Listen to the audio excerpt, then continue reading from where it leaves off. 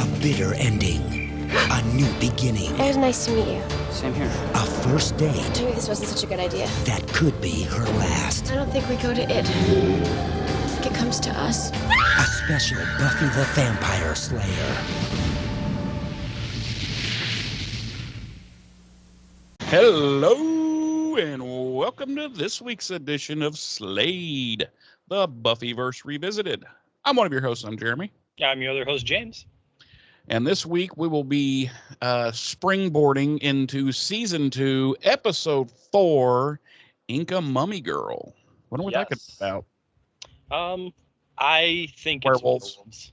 Yeah, werewolves. Got to be werewolves this time. Definitely werewolves. Really quick. I mean, we're what, 16 episodes total into the series? Yep. Mm-hmm. This one's got to be about werewolves. I mean, come on. I've been waiting 16 episodes. He Right. who must not be named. Right. Give us some fucking werewolves. Right. Really quick, is it just me or is the title of this episode incorrect? Like, shouldn't it be Incan Mummy Girl? You know, I'm not a writer. But Yeah, but you do speak and know the English language. I do know goodly words. Mm-hmm. You is good with the words. I is good with words. Yeah, it did seem odd to me. It definitely doesn't roll off the tongue. And there are actually several instances in my notes where I went back and changed Inca to Incan just because it sounds better. And I honestly, I mean, I'm not 100% sure, but I'm fairly sure Incan is the appropriate tense to use there. Right. So yeah. Writers. So yeah, it does. It doesn't flow very well, whether it's right or wrong. Yeah, because when I see Inca Mummy Girl, I'm thinking Inca Binka bottle of ink, cork fell out, and you stink. You know. Well, I don't know what that is, but. Oh, you never heard that little No. rocky thing? Oh gosh, that's No. from when I was a kid. That must like be how you would choose kid, you know, like instead of eeny, meeny, miny, mo, it was like Inca Binka bottle of ink, cork fell out, and you stink. Nope. That must Wow. be. That You must are be sheltered. That must be an Indiana thing. Yeah, part way over here in Indiana, like part of the it's about 200 miles. a part of the vast Midwest that I'm unfamiliar with. Right. So do we have anything to discuss prior to jumping in? Do we have any? I know we don't have any emails or anything because no one likes us. No emails, no messages. Yeah, so no, nothing to dive into. At this point, I would be happy if we could just get a hater who would just send us like weekly, right, just shit on us and tell us how stupid we are and we're a horrible podcast and right. You guys suck. Your podcast sucks. You should delete all of it and never return to the internet. Right. Yeah, at this point, I'd be happy with that. Yeah, but we don't even have that. Right. We are not even good enough to get haters. Right. So yeah, I mean, what are you gonna do? It is what it is. That's our sad existence. Yeah, that's our lot in life. We'll just continue talking about Buffy and Angel for 100+ episodes, 200+ episodes. Yeah, when you combine them, yeah. And About, that'll be that. 7 or 8 years from now, and when we're wrapping up, we'll probably still have never heard from anyone. You know what'll happen is we'll wrap everything up, and that's when like someone will start listening to it and decide that he or she, they, them, whatever, completely hates everything we're doing, and that's when we'll start hearing about it, like eight years from now. After we're like, but we don't even do that show anymore, right, and they'll be like, we don't. Yeah, I don't care. You suck. Right, and then we'll be like, we don't care anymore either. We're done. Yeah, and I'll be like, where the hell were you when we were recording? Because we really needed that. Right. Yeah. Well, let's jump into some dates and deets, James. Yes, we are, as previously stated, discussing Buffy the Vampire Slayer Season 2, Episode 4, Inca Mummy Girl, directed by Ellen S. Pressman.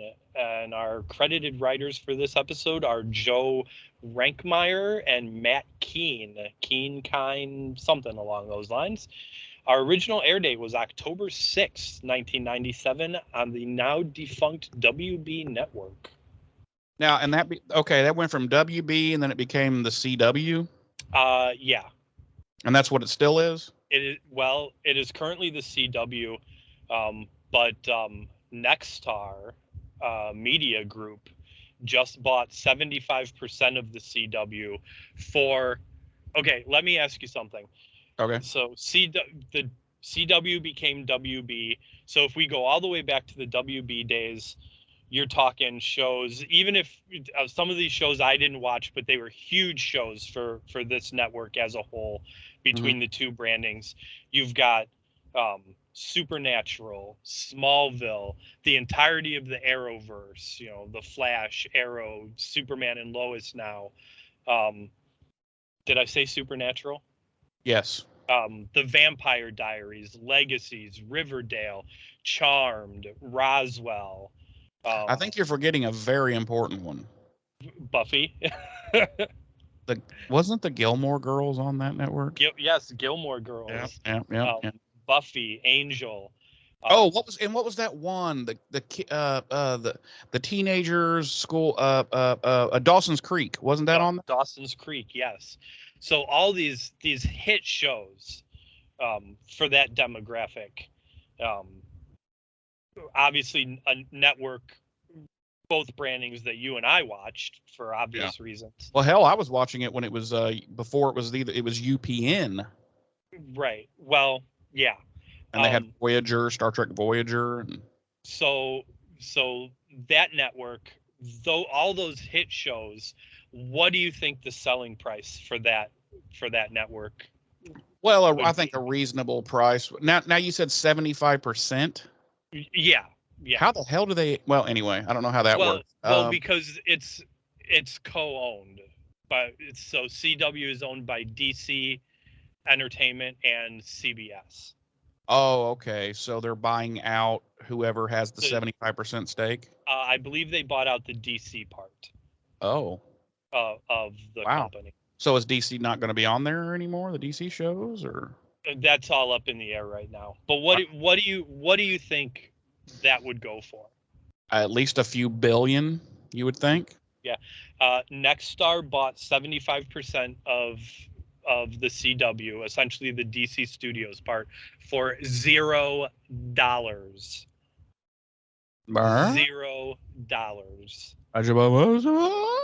They agreed to take on the current entirety of the CW's debt, which is upwards of $100 million. So basically, for $100 million, but I mean, if they're not getting the DC properties, they're essentially just buying a network. Yeah, I don't know how that's all going to work. I do know that the current head of the CW, Mark Pedowitz, said in an interview a few months back that the network itself has never been profitable. Ever. How is that possible? I have no idea. Every show they've ever had, was a hit. Right? Going back to the 90s. The only thing I can figure is that because the CW never actually produced any of those shows, they were all shows that were produced by other production companies and other entities, that they were licensing the rights to, like, they bought the rights to show those shows, but they weren't making any money off of like marketing or they should have been making all the money off ad revenue, you would think, but sounds to me like bad management. Right. And it is entirely possible that they were making money off of all the ad revenue, but that it still didn't it still didn't add up to what they were paying out for these shows. I'm going to have to go with bad management. Right, which again, in my opinion, is bad management. Yeah. So, wow, that's mind-boggling. Yeah. So I bet you DC's probably trying to dip their toes into maybe their own streaming service, which I think. Well, they did have their own streaming service for a while, and then when HBO premiered HBO Max, DC Universe shut down because all the DC properties that were streaming on DC Universe are now streaming on HBO Max. Yeah, that gets rid of their overhead. Right, because they're all owned by the same companies. Sure. Warner, which is Warner Brothers. Yeah, it just makes sense to use HBO then in that situation. Right. DC does still have a streaming service, but it's strictly for their comics. It's for like their backlog of comics. You stream comic books? Well, it's an app, and you can log into. Okay, I got you. But yeah, I mean, essentially, you can before my account expired and I didn't renew. Once they had shifted it over to just comics, I would read old comics on my TV. Huh. So, but yeah. So anyway, as always, our regular cast includes Sarah Michelle Gellar as Buffy, Nicholas Brendan as Xander, Allison Hannigan as Willow, Charisma Carpenter as Cordelia, David Boreanaz as Angel, who does not appear in this episode. Nope. And Anthony Stewart Head as Rupert Giles. Our guest star, and there's somebody. Oh, okay. Go ahead. Our guest stars this week include Kristen Sutherland as Joyce, Seth Green as Oz, making his first of many appearances basically a regular character. As the character across the Buffyverse. Arya Seli as our Incan mummy girl / Empada. Jason Hall as Devin, who is also making his first of several appearances across this show, Buffy. Henrik Rosvell as Sven, Joey Crawford as Rodney, and Danny Strong as Jonathan, also making his first of many, many appearances. On Buffy. And Kristen Winicki as Gwen. Really quick. The guy they had playing the Swedish exchange student, he was horrible. His accent was horrible. Everything about him was horrible. Okay. Just want to throw that out there ahead of time. Our episode synopsis reads, Buffy and Giles become suspicious of a Peruvian exchange student with whom Xander falls in love. Yeah, mine this week is a real lead barrier. An Incan Princess mummy is reanimated in Sunnydale, where she sucks the life force from others in order to stay alive. No need to watch the episode. Right. All right. And that's been episode 4, Inca Mummy Girl. Thanks for listening to the thank Buffyverse you for joining us this week.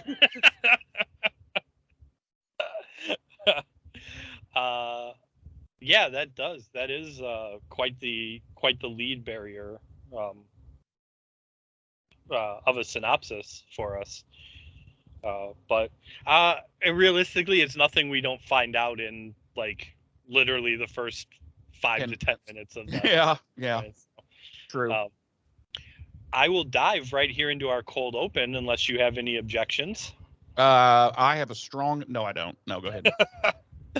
So we open outside of a museum, and Buffy and Willow and Xander are walking across the museum campus and into the building, and Buffy's lamenting about how something is unfair, and we find out that Sunnydale apparently is hosting is doing an exchange student program, and Buffy will be hosting a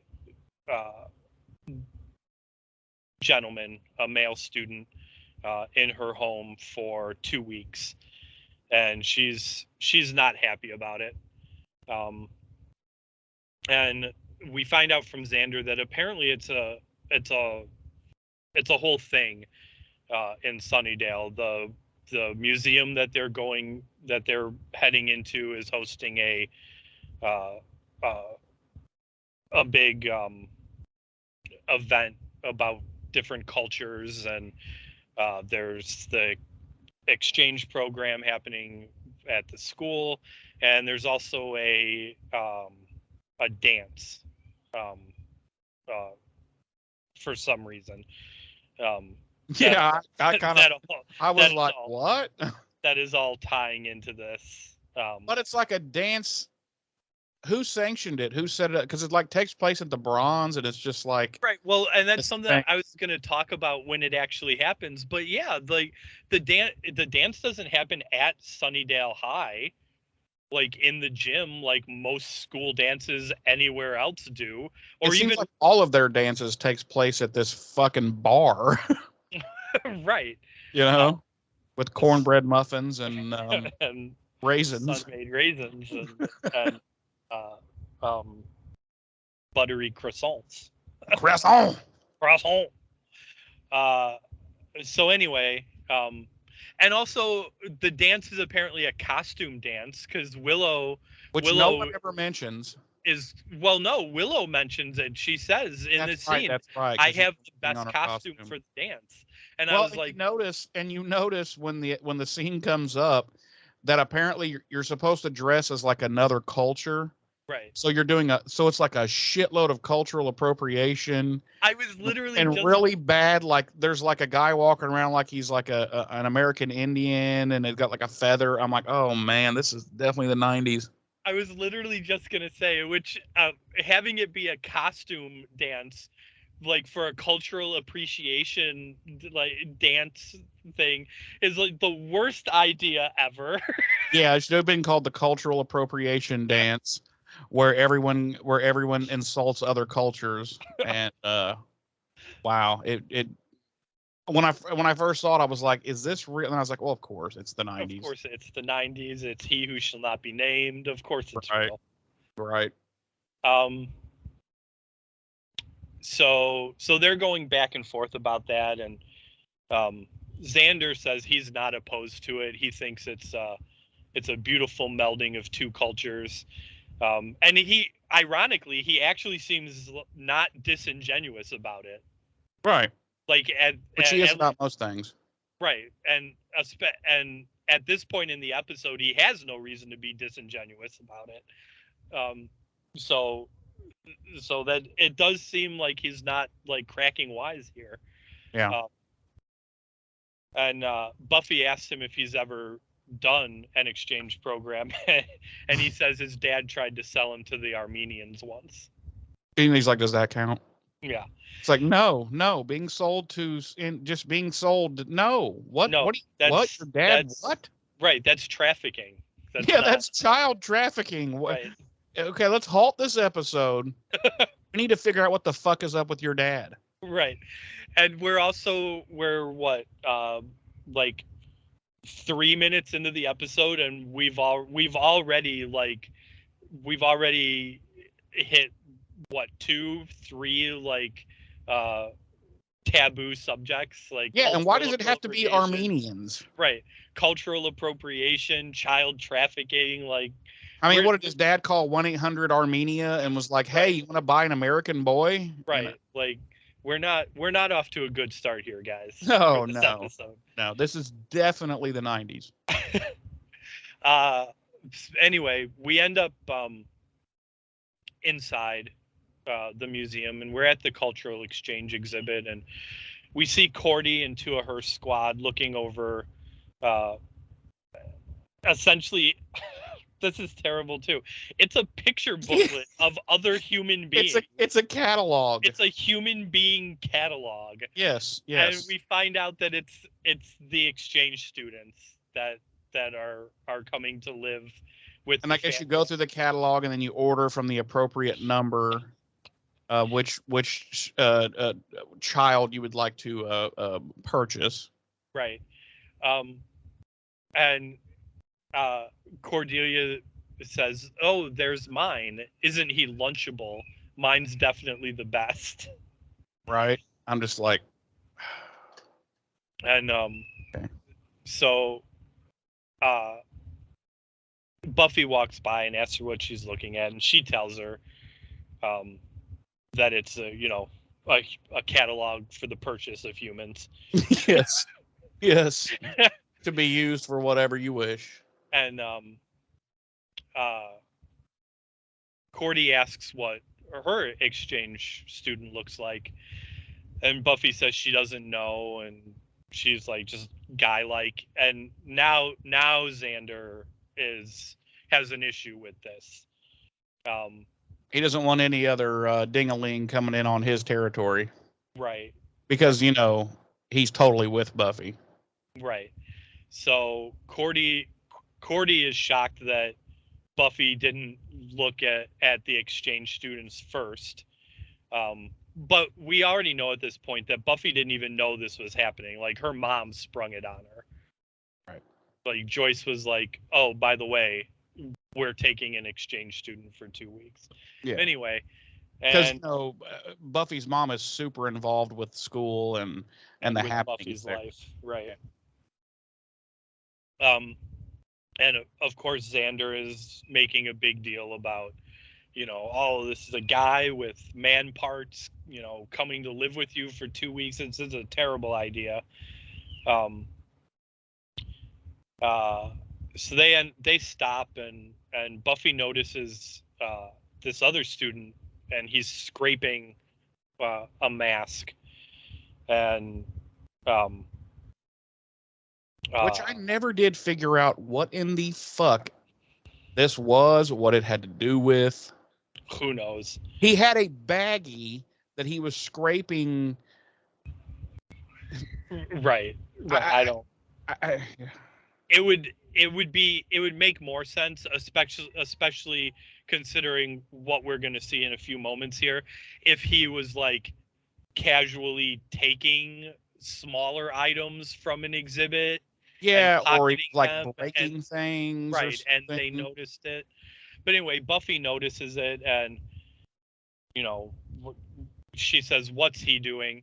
And rather than like go into what he's doing, Xander and Willow proceed to tell Buffy who that kid is, and that's not what Buffy fucking asked. No. But they make sure to tell her his name is Rodney Munson. Right.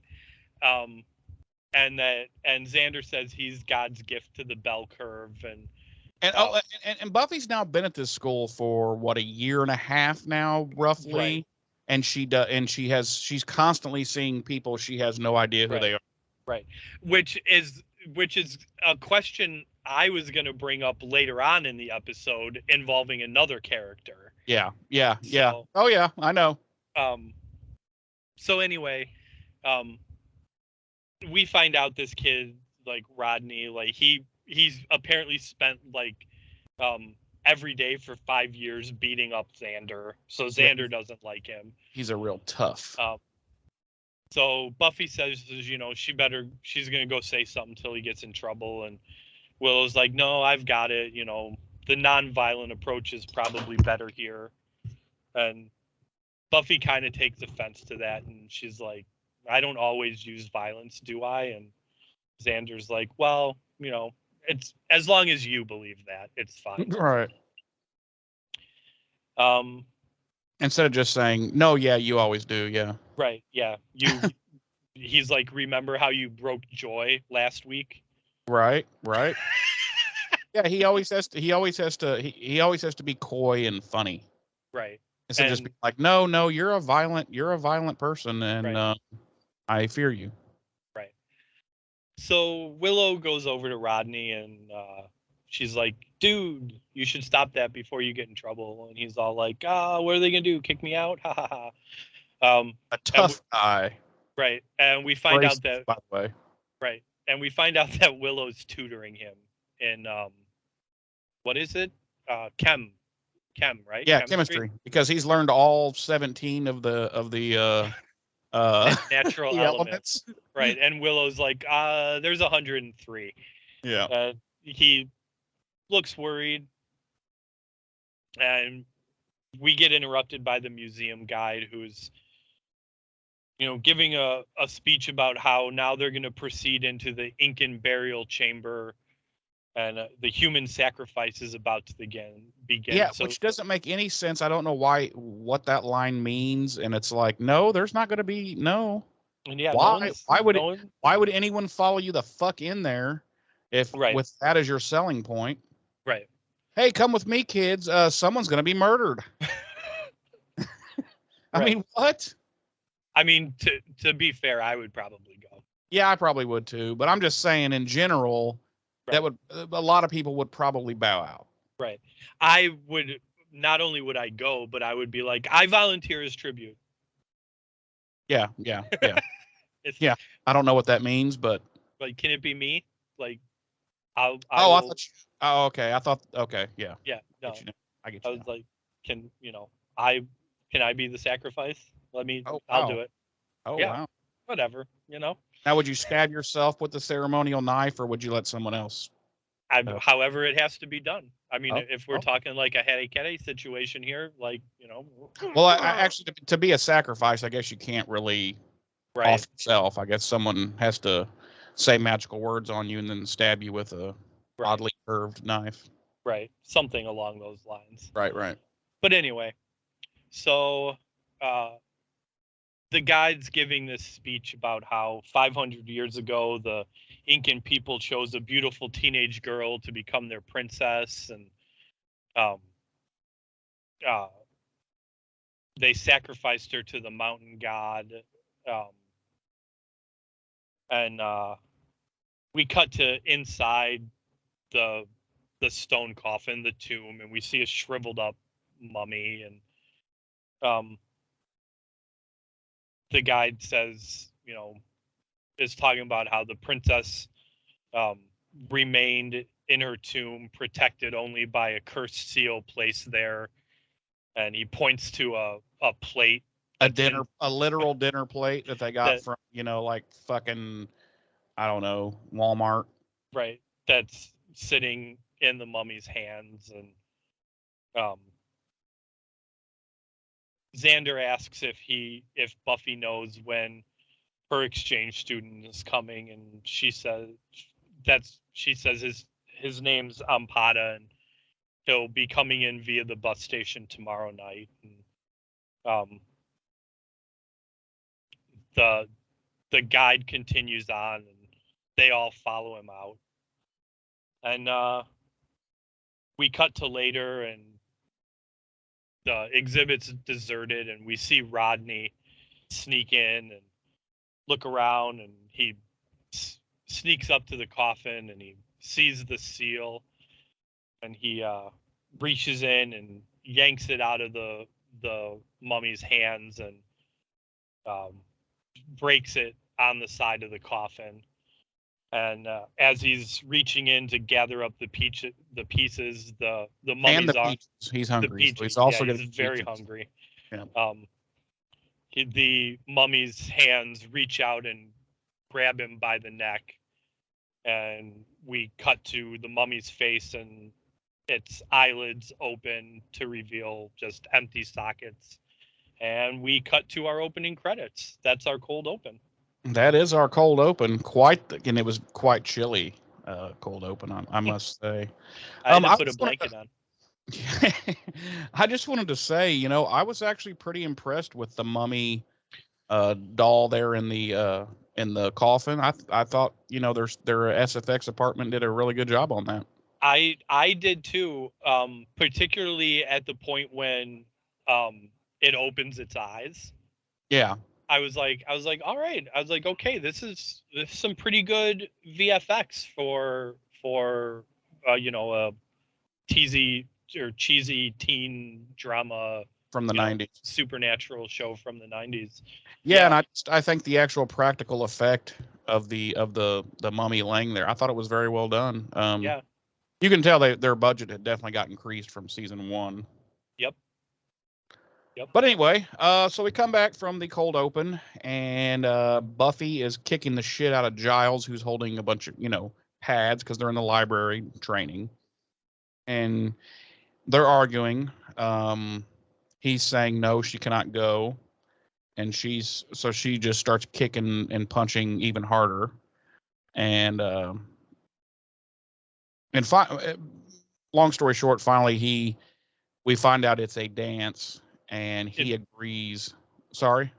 I was going to say, it's the dance that Willow mentioned in the cold open. Right. The cultural appropriation dance. It's this dance, and she wants to go. And for some reason, he was like, I don't even know why he was, telling her she couldn't go. Like it.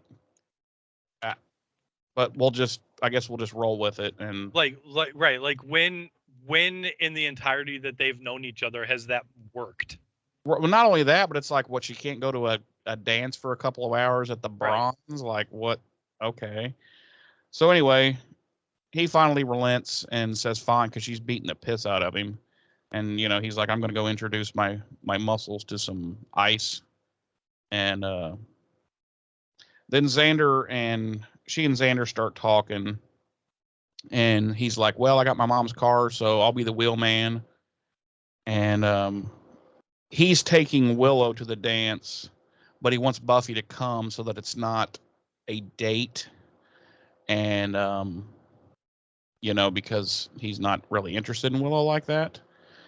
And so he and Buffy start talking, and she's kind of like, well, I got a clip, actually. Let's just play the clip of their little brief conversation here, and you'll see what he tells her. Roll that beautiful bean footage. Roger. Oh, come on. In all the years you've known Willow, you've never thought about her lips? Buffy, I love Willow. And she's my best friend, which makes her not the kind of girl who I think about her lips that much. She's the kind of girl that I'm best friends with. And we discover that Willow had walked into the library and heard all of this, and she's kind of bummed out about it. And she says, hey guys, and they come up and they all start talking, and he's talking about the dance, and they're going and all that stuff. And then she's like, well, she's not really happy. And they're like, oh, you're not happy? Well, what happened? Well, Rodney's mom has reported him missing. No one's seen him since the museum trip, probably because that mummy choked the fuck out of him. Right. But that's, that's just my guess. They start kind of cracking jokes about how he woke up the mummy and maybe it attacked him. And in what is quite possibly like the most meta moment in the entirety of Buffy's run. Right. They start joking around about how he probably woke up the mummy and it killed him. And they basically give the entire plot away immediately. Right. They're like, I bet he woke up the mummy and it like sucked his life force out, and now he's dead and it's alive. But anyway, so they're cracking the jokes and everything, and then they kind of realize, well, shit, that kind of really could have happened. This is Sunnydale after all. Right. And so then they decide to head to the museum to kind of see what's up. See if Roddy's there, what's going on, with this mummy situation, blah, blah, blah. And they get there, and they find the dinner plate from Walmart, piece of it broken, laying there, and no sign of Rodney. And then this is just the weirdest fucking scene. I don't know if it's the way it's shot or I don't know. Just out of nowhere, this guy, I don't even know how to explain it. This guy just kind of appears behind them and swings this knife at him, and they all kind of scatter, and Xander like houses him, and then he literally just vanishes for no real reason. Like, well, he looks into the sarcophagi. Yeah, he looks into the sarcophagus and sees the mummy in there. And gets spooked and takes off. Yeah, but it's just, I don't know. It's so strange. Like if you're not paying really close attention to everything going on, it just seems like this guy appears. He swings this big knife at him a few times. Xander kind of houses him. He gets up. He looks in the thing, and then like the way it's cut and stuff, it's just he's just not there anymore. Yeah. And then Xander is like, "Whoa, did I just save us?" And I'm like, "I don't really think so." But so they're like, well, let's get out of here before, he might come back or whatever. And then Willow is looking down into the sarcophagus and looking at the mummy, and she's like, Giles, how advanced were the Incans? And he's like, well, very advanced for that era. And she goes, well, did they have orthodontists? And the mummy that's now in the coffin, the sarcophagus, has braces. So it's Rodney. But he now looks like a mummy. Poor Rodney. And it's like, doo, doo, doo. So we jump back to the library. We do jump back to the library. Before we go back to the library, though, in the previous library scene when Buffy and Giles are sparring and arguing about going to the dance, that produced one of my favorite lines in the entire series. Okay. And that was Buffy's trying to get Giles to convince, or Buffy's trying to convince Giles to let her go to the dance. And he says, you have responsibilities that other girls do not. And Buffy goes, oh, I know this one. Slaying entails certain sacrifices, blah, blah, bitty, blah. I'm so stuffy, give me a scone. Yeah.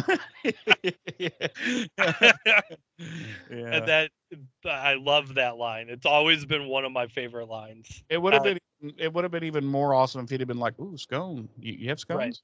Right. And I actually try to use that line as much as I possibly can.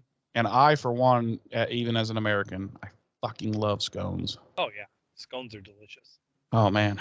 So anyway, yeah, we're back at the library, and the gang's talking about, Rodney and how the hell was he turned into a mummy? Who was this guy that fucking came out of nowhere and poorly attacked them?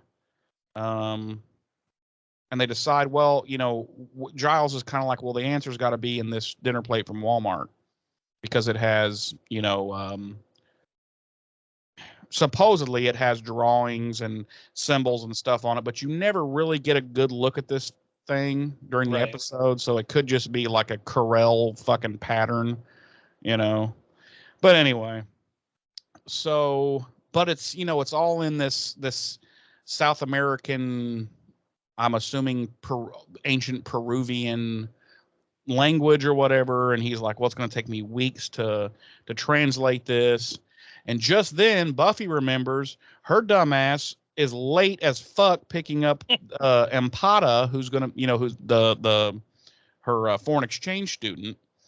And she's like, well, he's from South America. Maybe he can translate this. And it's just like, okay, I'm from America, but I don't think if I found an old hieroglyphs in a fucking cave in Colorado that I could fucking decipher it, but whatever. You mean you wouldn't be able to tell us what ancient Native American pictographs say?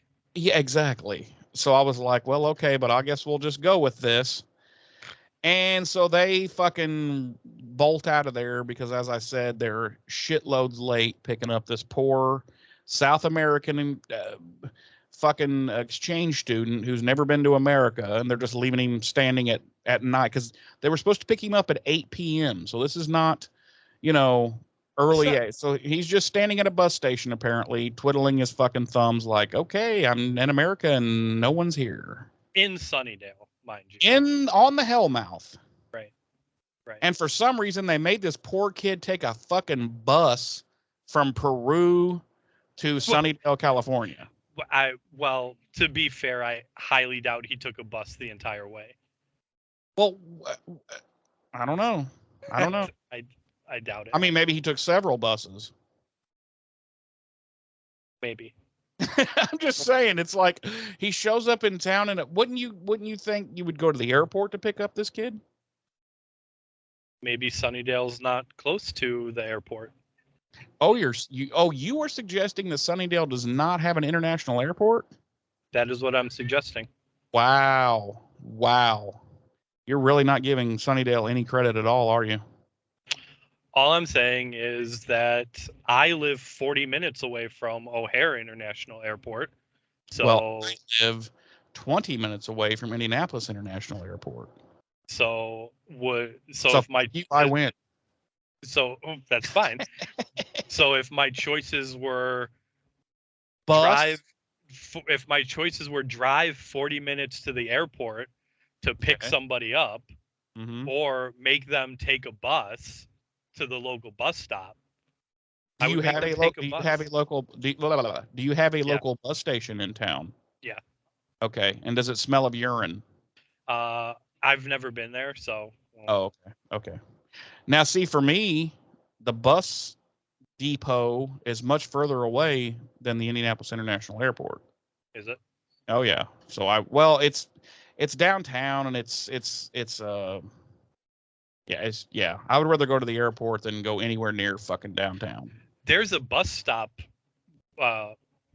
like 2 blocks away from me, so I would make them get off at that stop and go meet them there. Wow. You are not a very good. I'm not coming to visit you. You're not a very good host. Yeah, take the fucking bus down here to the corner. I'll pick you up, you fucker.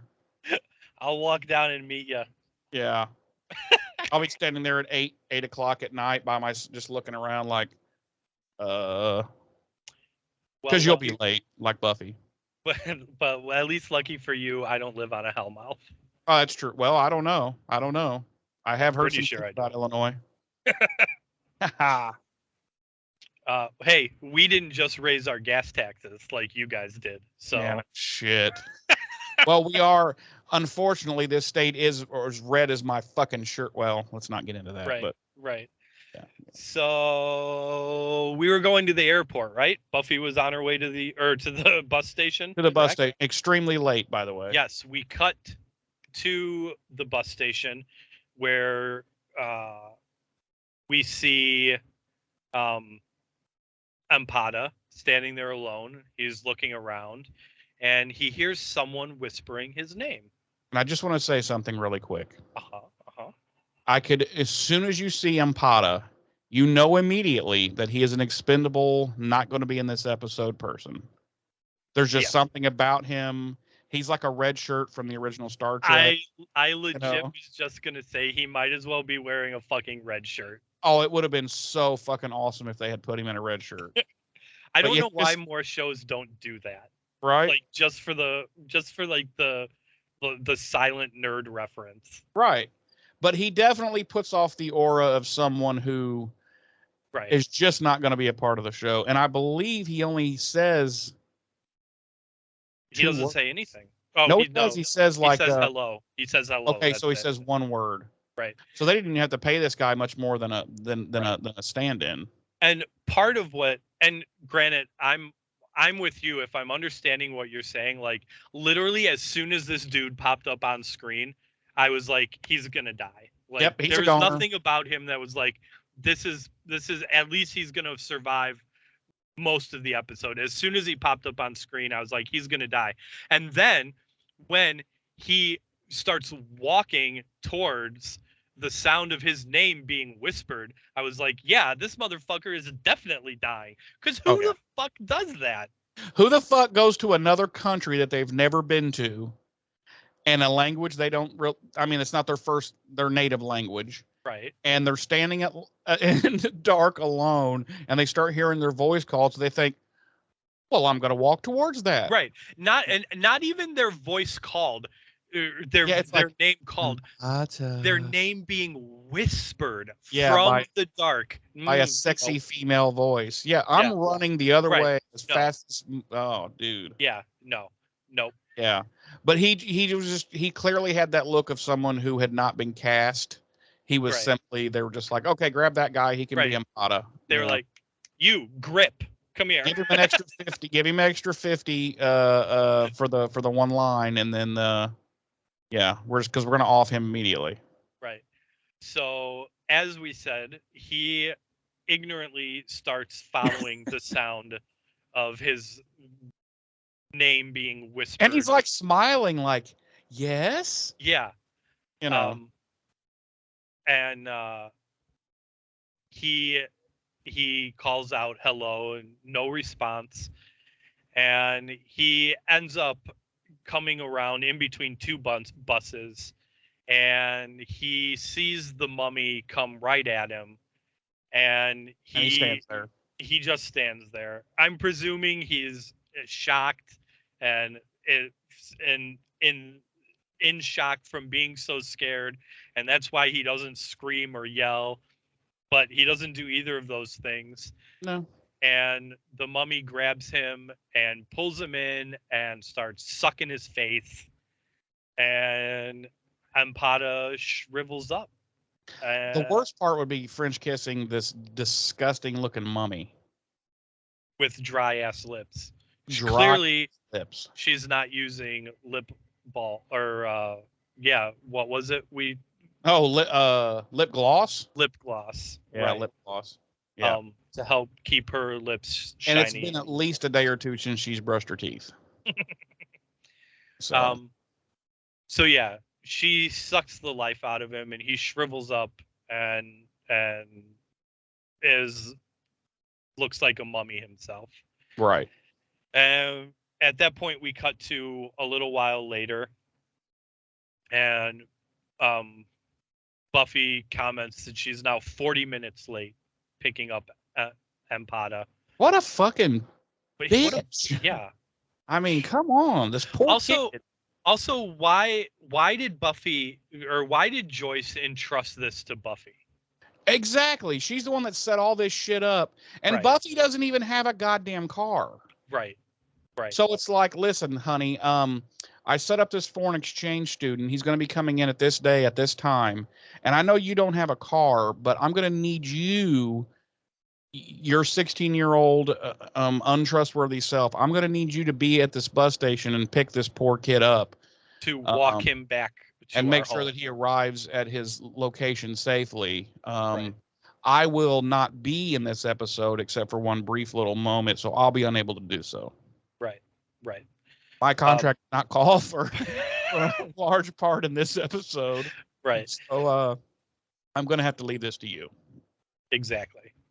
So they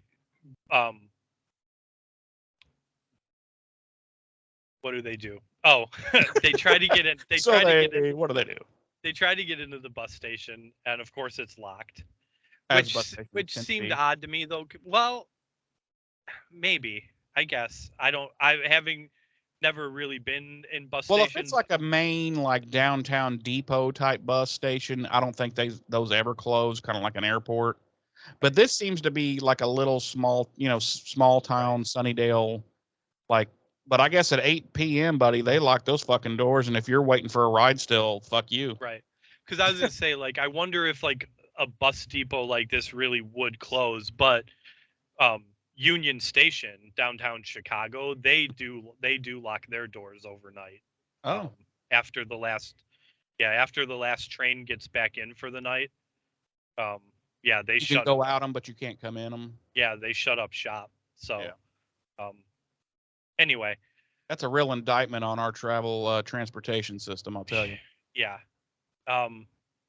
So Buffy starts calling out for Ampada, and eventually she gets a response, and we see the mummy emerge from in between the two buses, now rejuvenated into a beautiful young teenage girl, wearing Ampada's clothes. Except she took he was wearing a long sleeve collared button up dress shirt. Right. She is wearing this, except she has tied it up because, being 500 years old, she knows what the style and shit is. Right. She has managed to appropriately fashion this young man's clothes into an attractive style. Exactly. On a young woman. Right. That She's no fool. would be perfectly acceptable in 1997, Right. even though she's been dead for circa 500 years. Yeah. She's no fool. Yes. So she emerges and she's all like, "Hey, besties," and of course Xander Is being, immediately bones out for her. if it was a cartoon, he would, Azanga! right, he would have turned into a wolf and his eyes would have bugged out. Yeah. And Buffy and Willow are also surprised to see that it's a young lady, and Should have been they should have immediately been like, "That's the fucking mummy." This is supposed to be a fucking guy, and now it's this beautiful, Latin female mummy killer. Right. And she introduces herself as Ampada, and that is the end of our scene. We are then taken to the Summers house, and what's happening there? At the Summers house, it's on fire, and sorry, wrong episode. Cordelia. What? We're at the Summers house? Oh, okay, Yeah. I see. I ran mine together. I didn't. Anyway, later that night, she's making up like a I guess you call it a rollaway bed in her bedroom for Ampada.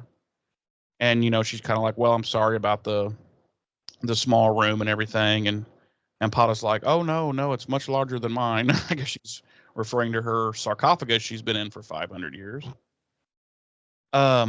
And she's asking Buffy like about her, or Buffy's asking Ampada about her life. And she just says, that basically her home is very cramped and dead, and she's alone. And I'm like, Buffy didn't be like, "Wait, dead? What do you mean dead? Your home? Everybody, what?" I don't know. It just seemed like an odd fucking thing to throw out there. Just just to interrupt real quick, you skipped the entire scene in the kitchen. Entire scene in the kitchen. Yeah. Oh, my bad. Yeah, let's go back. Yeah, so okay, that's what it is. Okay. Now Buffy, Willow, and Xander, they're kind of giving her a tour of Buffy's house. And they end up sitting down in the kitchen. Willow gets a bag. I couldn't tell what it was, like a bag of something. I think it almost looked like animal crackers. Or like wheat thins. I was like, "Ooh, what a shitty snack to give to a." But anyway, she puts a bag of that down, and then she's like, "Would you like?" Xander's talking to her like she's. This annoyed me so much. I know. He's like, "Would you like a drink?" Right. She's like, "I speak fucking English. You've already heard me talk." But anyway. Right. Like at this point, it's evident that her English is extremely good. Probably better than Xander's. Yeah, she speaks English very well. For him to be talking to her like this, it really irritated me. Yeah, it's definitely Xander. And Buffy's like, "Well, we've got some milk and some older milk." And then she's like, "How about juice?" And she's like, "Yes." And they give her some juice, and Xander immediately starts flirting with her. And you can tell Willow's kind of, I don't know if I would say jealous, as more like a little hurt, maybe. Yeah, it's a combination of both, I think. Yeah, it definitely affects her. And they ask her, and she's like, they've asked her if she's been to America before, and she's like, "Oh yes," and she's toured America before. She's been, what does she say? New York, and I think she says Chicago, L.A., Atlanta, Boston, and New York. Okay, I wasn't even close. I had New York right, and the rest I was not even close.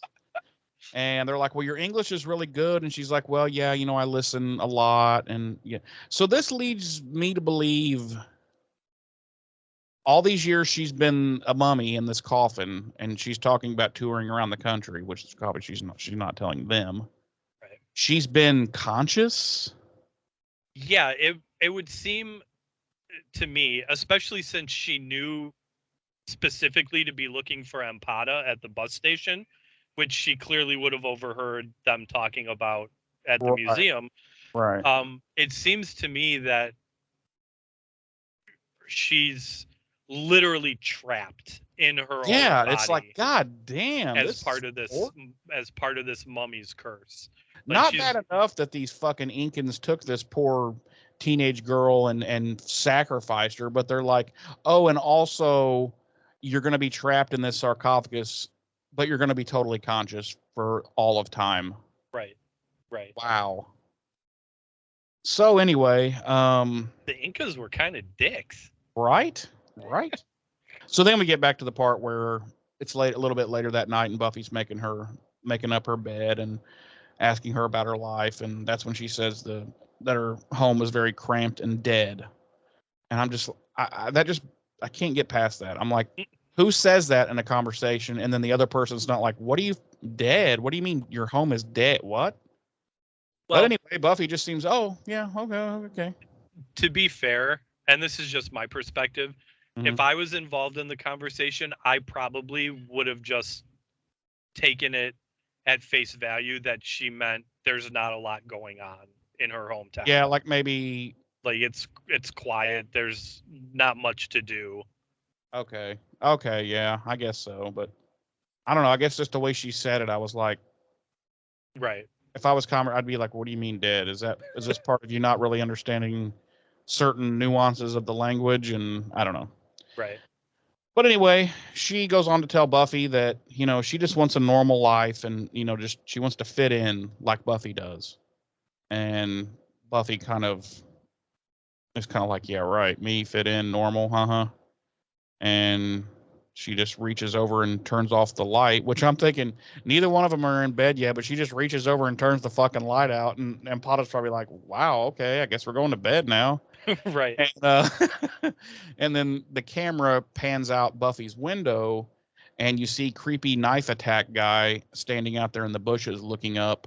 And he's got this fucking scar that starts from like the top of one of his temple, like above, like up by the hairline, goes all the way across his face and down to like his neck. And I'm like, okay, I guess they just wanted to do something to make him look tougher or whatever. But I was just like, that's an odd fucking choice, Right. So then we go to school the next day, and what's happening there, James? Well, we see Cordelia and a young gentleman coming down the stairs in front of the school towards a van. And we find out from Cordelia that this young man's name is Devin. And she's telling him that she said she'd be at the dance that night, but that she's not one of his little groupies, and she won't be all doe-eyed looking up at him standing at the edge of the stage. And he's like, all right, and they agree that they'll see each other afterwards. And he asks, where do you want to meet up? And she says, incredulously, I'll be standing at the edge of the stage. But she's not going to be one of his groupies. Right. And Devin looks over and he's like, with that guy. And we cut to Sven. He's just standing there. They spent a lot of time deciding what name should we give this Swedish guy. Sven. And he's just standing there like a big dope. And he doesn't look anything like a Sven. And Cordelia complains about having him around. She says it's been horrible, and like she's like, they don't even speak American. And I've heard people actually say that. Yeah, I know, me too. So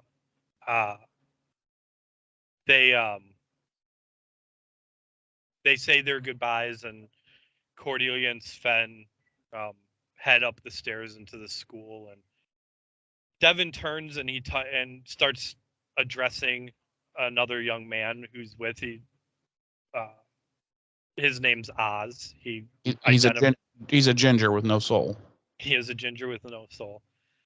He identifies him as Oz, and he asks Oz what he thinks of Cordelia, and Oz is kind of indifferent. They have a back and forth about, what their various types are, and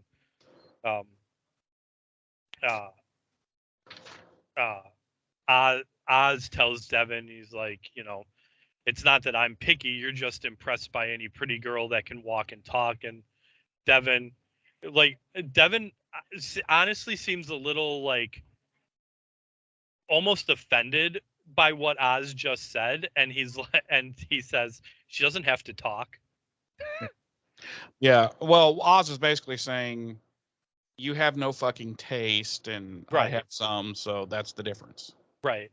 I just thought it was funny that like Devin legitimately seems offended that Oz thinks a girl even has to bother talking Right, right, for him to be interested in her. right. Because But- Devin is he's the quintessential, rock band cool guy, but he's really shallow and Right. dumb. Right. In this scene too, we also find out that Oz is the lead guitarist of Right. the band that they're in together. And I would just like to say, as a guitar player, when we go into the later on into the bronze and we see this band. Don't, because I'm going to talk about that in my goofs and gaffs. Okay. Go ahead. You can bring it up then if you want. All right. Go ahead. I know exactly what you're going to say because I noticed it too. So we cut to Willow and Xander walking outside the school. And Willow's talking about how she worked really hard on her costume and it's pretty cool. And Xander's trying to figure out what his costume is going to be. And he then asks her which culture would be best to appropriate. Right.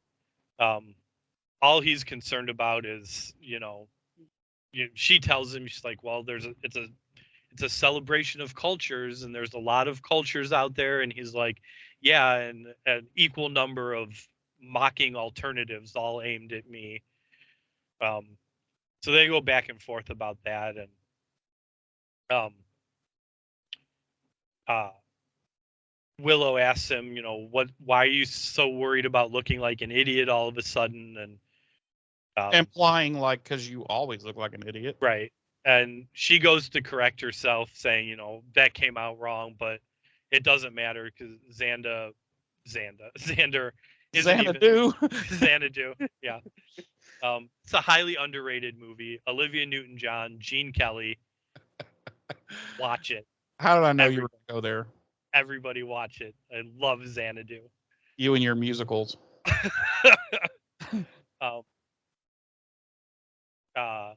But Xander doesn't care. He's not listening. He's too busy oogling Buffy and Empata as they are arriving at school.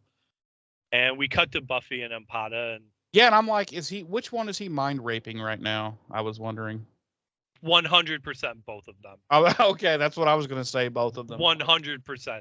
In his mind's eye right now, they're both naked and all over him. Yes. In love with his Xanderness. God, he's so skeevy. So Buffy's, asking Empata if she's nervous, and she's like, no, it's just a lot more people than I've seen in a long time. And Buffy tells her not to worry. She's going to not have any trouble making friends. And she's like, in fact, I know someone who's dying to meet you. And we cut to the library where Giles is literally wastes no time. And he's like, hey, can you translate this for me? He's like, he smiles, he shakes her hand, and he's like, here, translate this Walmart plate for me. Right. South American girl. Right. And she's like, why would you think I can fucking translate this, you fucking racist piece of shit? Well, yeah. I mean, she doesn't say it exactly like that, but she does question, like, why are you asking me? And he's like, well, it's from the tomb of an Incan mummy, and from your region. And I'm like, wow, what is that supposed to mean? Your region, right? Goddamn, Giles, you're English. You're supposed to be better than this. And he tells her that it's a project for their, and Willow chimes in and says archaeology club. And Ampada points out that it's broken and asks where the other pieces are, and Buffy says that that's all they found, and Ampada says it's very old and it's very valuable, and then quickly suggests that they hide it. And it's yeah, exactly. You should hide this. Right. And I'm like, okay, wait a minute. First of all, it does not look even remotely old. It's clearly a modern dinner fucking plate from like I just keep Walmart, saying right? Walmart. You've already. It's so. They did such a good job on the Mummy. Couldn't they have made this thing look at least a little bit ancient, a little bit believable? Right. It's clearly a serving platter, you know. But even at Pottery Barn, right. But even discounting all that, like, I don't know, but if I'm Giles or Buffy or Willow or Xander at that, but like, as soon as she's like, you should hide this thing, I'm like, wait, are you the what? Mummy? Like, what? Hold on, wait a minute. What do you mean hide it? Are you by chance the Mummy? Listen to me now. Do you have you been dead for a while? Right. Because like, Ampada, by any chance, have you been dead for circa 500 years? And did you suck the life out of our fellow student? Yeah, because she's like, this is very old and valuable. You should hide it. Right. Or destroy it. Right. Well, I don't think. She goes on to say that, though, doesn't she? Yeah. Or is that later? That might be. I think that's later. Okay. That's later. Okay. So yeah, she's like, and so that she's like, you should hide it, and they all ignore it. They're like, yeah, okay, they're all okay, just whatever. like, yeah, that's a reasonable response to. But Giles keeps pressing her. He's like, do you recognize any of this? Like, like that. For example, this specific area right here. What does this mean? This guy, he says, this chap holding the knife. Right.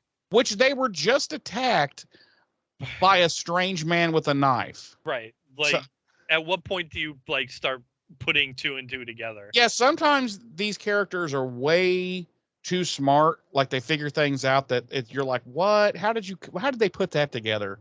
Right. And then other times the writers are beating these characters in the face with shit, and they're like, I don't understand. Right. You know, like especially Giles, who's supposed to be like ultra smart. Yeah. Oh, yeah, exactly. Like he's the researcher, the watcher. Right.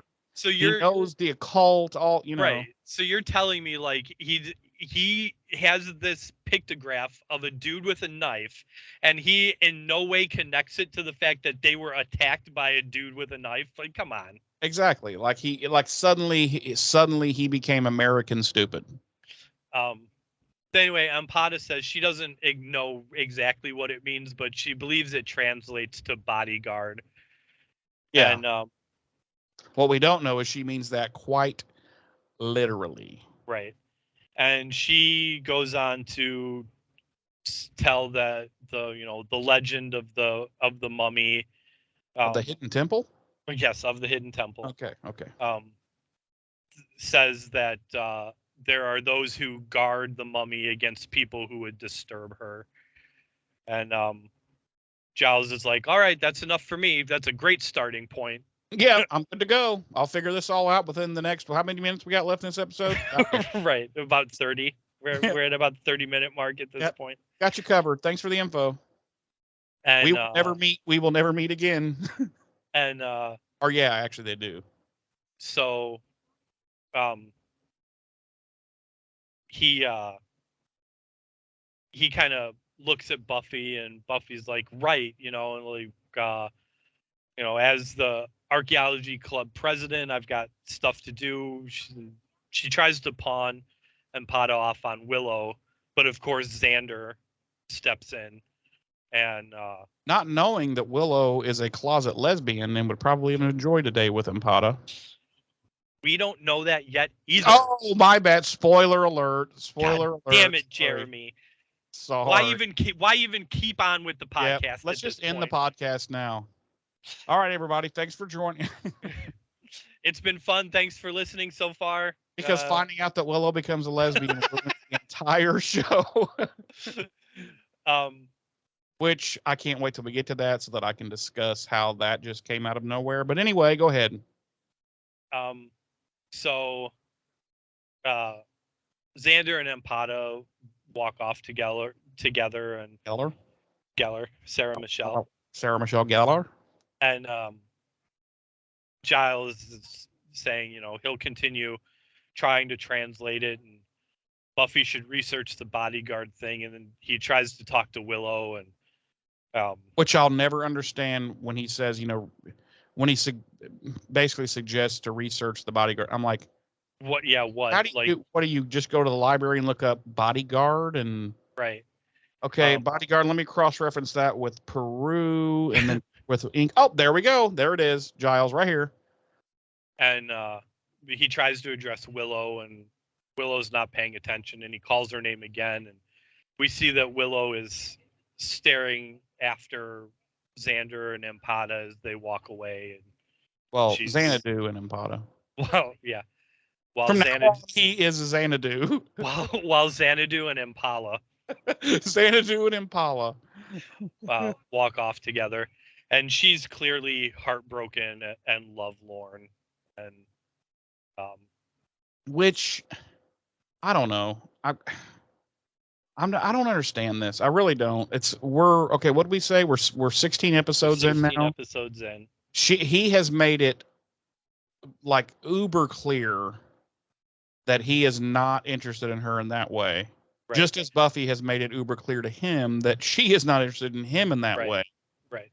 And here's the part that really annoys me about the situation is that not only has Xander made it abundantly clear to Willow that he's not interested in her, but in the season premiere, he made it very clear that he would only be interested in her as a last resort.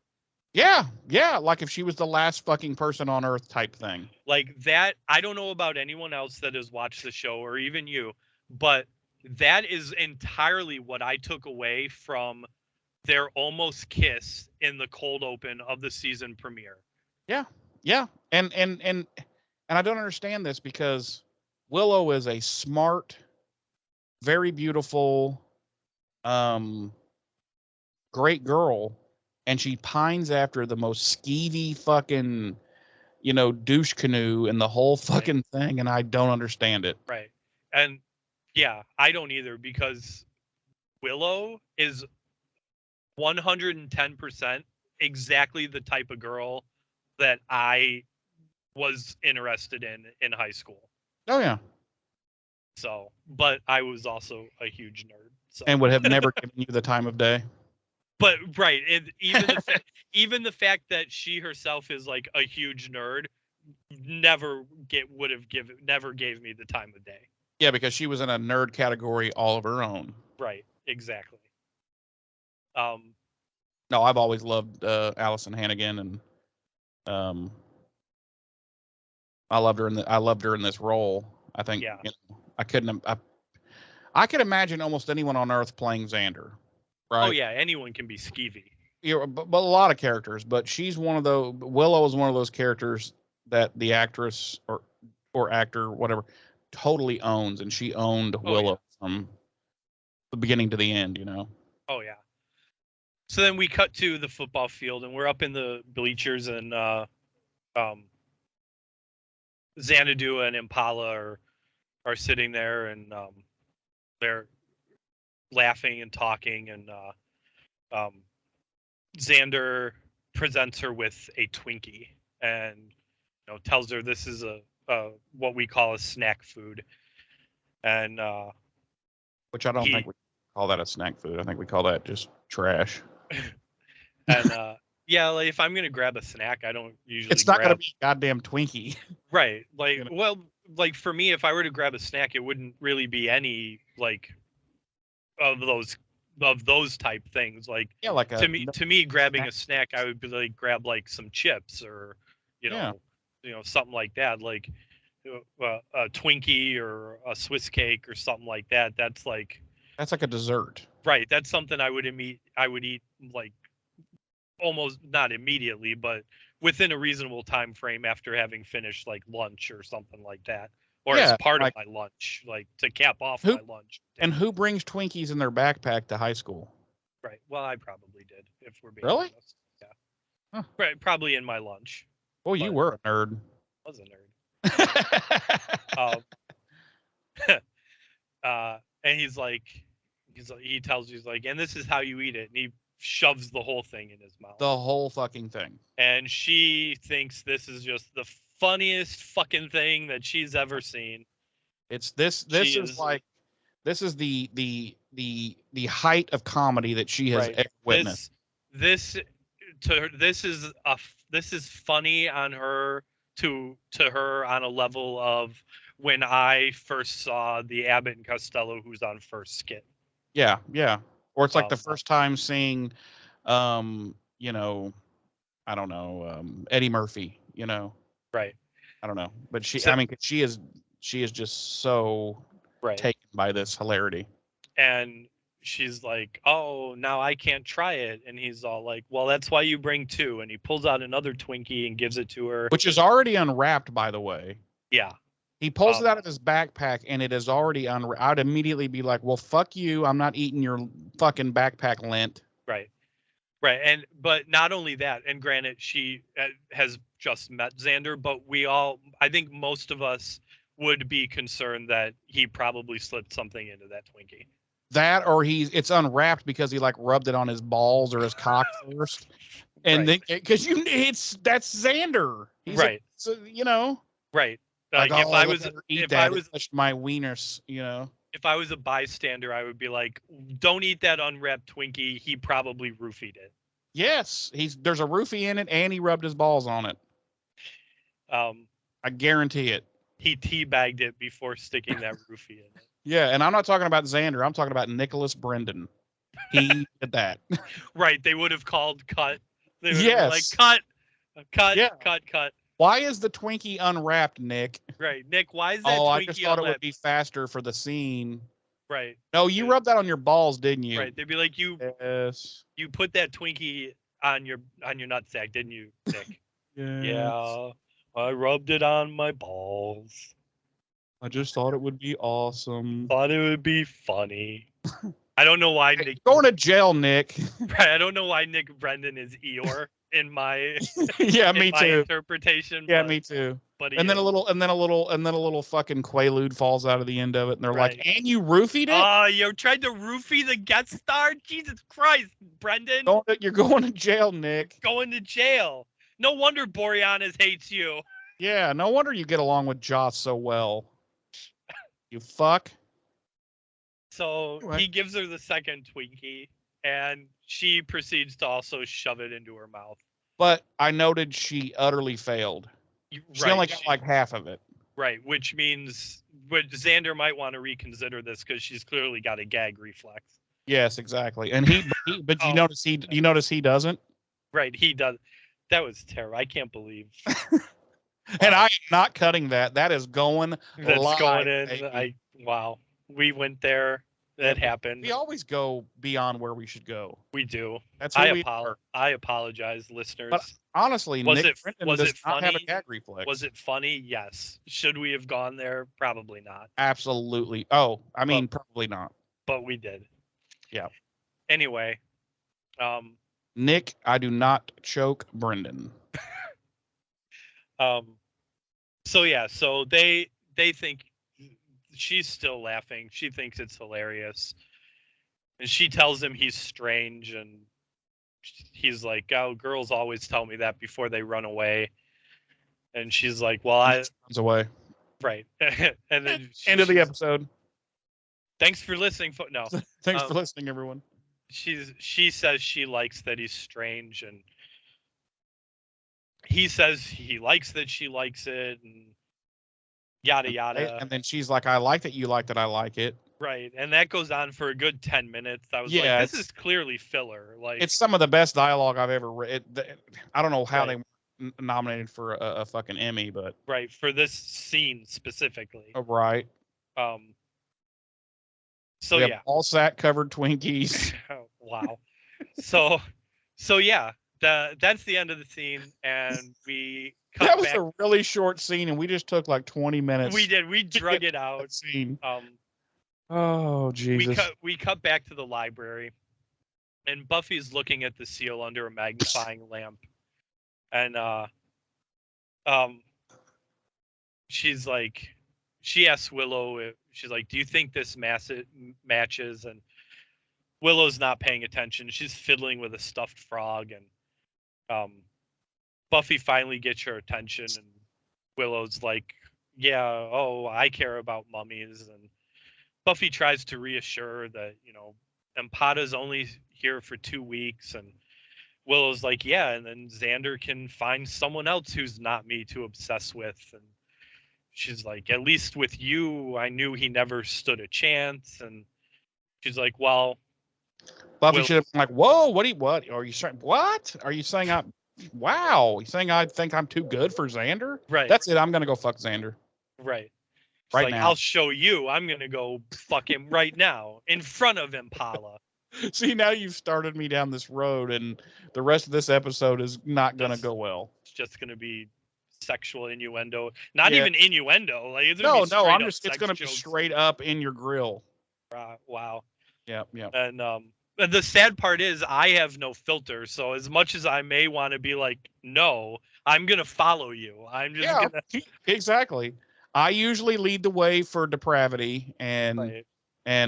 Everyone come up and throw some of yours into. Right. I can usually keep it under wraps, but as soon as someone else is unwrapping the depravity, I'm It's like, right well, there. I gotta gotta help. Right. What are you gonna leave a friend just swinging? Right. You No. gotta grab it and tuck it away for him. Exactly. What's wrong with what? Okay, I can go with that. What? Anyway, so, Willow says, "Well, I've got a choice. I can wait for Xander to go out with every other girl in the world until he finally notices me, or I can go on with my life." And see, this is the problem that I'm going back to what he's already made it. I don't get it. He's already. What is she? But she still says. But she still thinks, okay. But if I wait just long enough, it's sad. I don't like the way they wrote her in these first couple of seasons. No.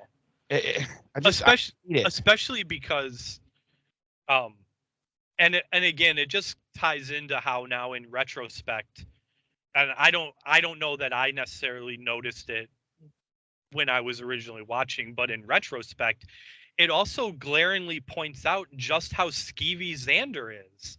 Yeah, exactly. Because he's still pining after Buffy, even though Buffy's made it clear that she's not interested in him in that way. But he is also not putting everything on hold, waiting for Buffy to realize that to see him and want to be with him. He's moved on. Like he moves on with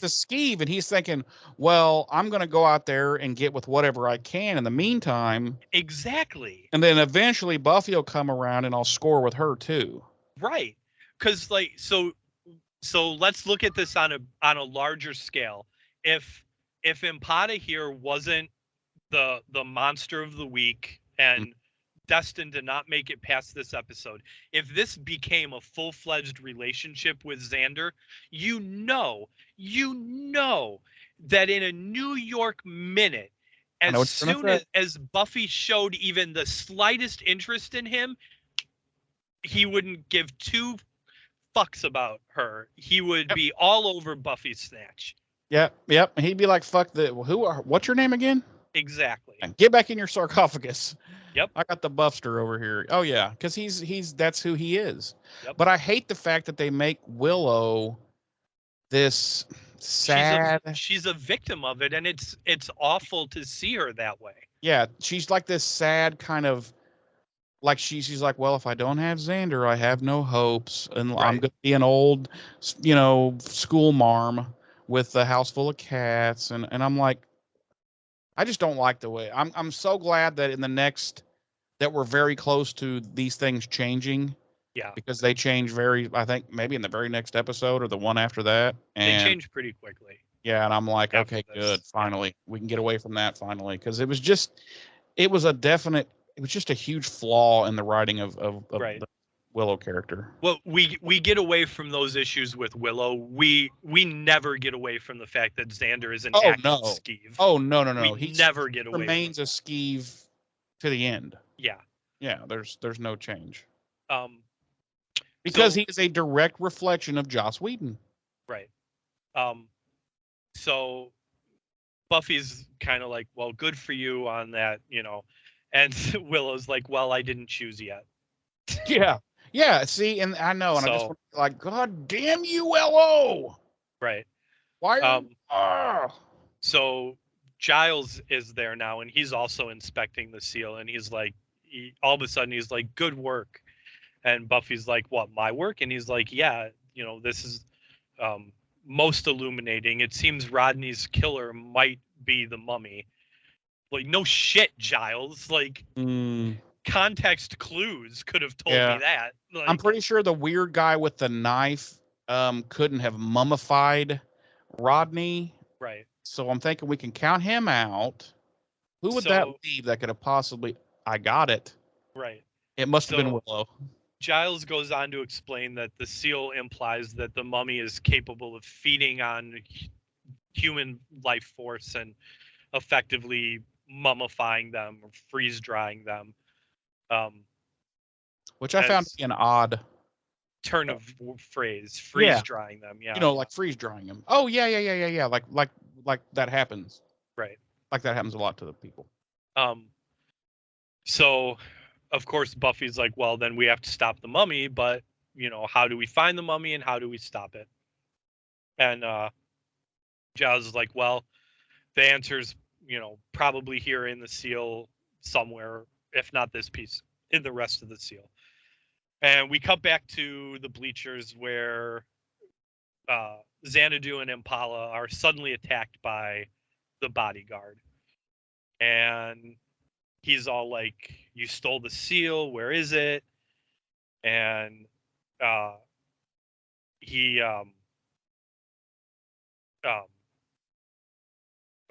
comes at Xander and he goes to stab him, and Impala screams, and the bodyguard looks back at her, and like he clearly recognizes her, and he clearly very loudly says, "It is you." And Xander kicks him off, and the bodyguard goes rolling down the bleachers to the ground, and Impala grabs Xander and Xander's bag, and they run away. And two problems here. Number one, for the second time, Xander houses this guy. Right.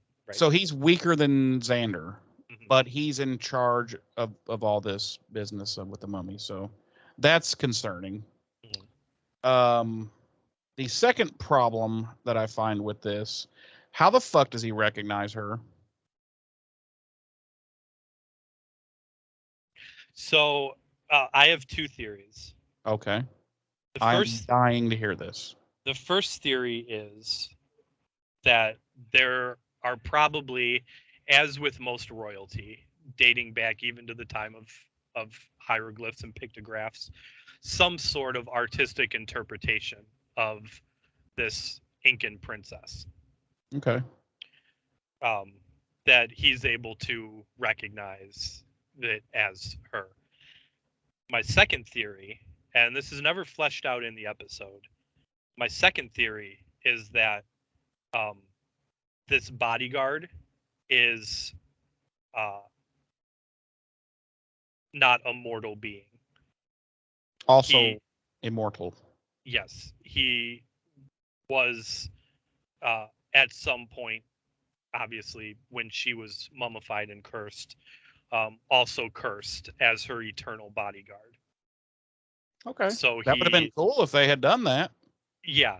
And like she would have recognized him and he recognized her and she was like, fuck.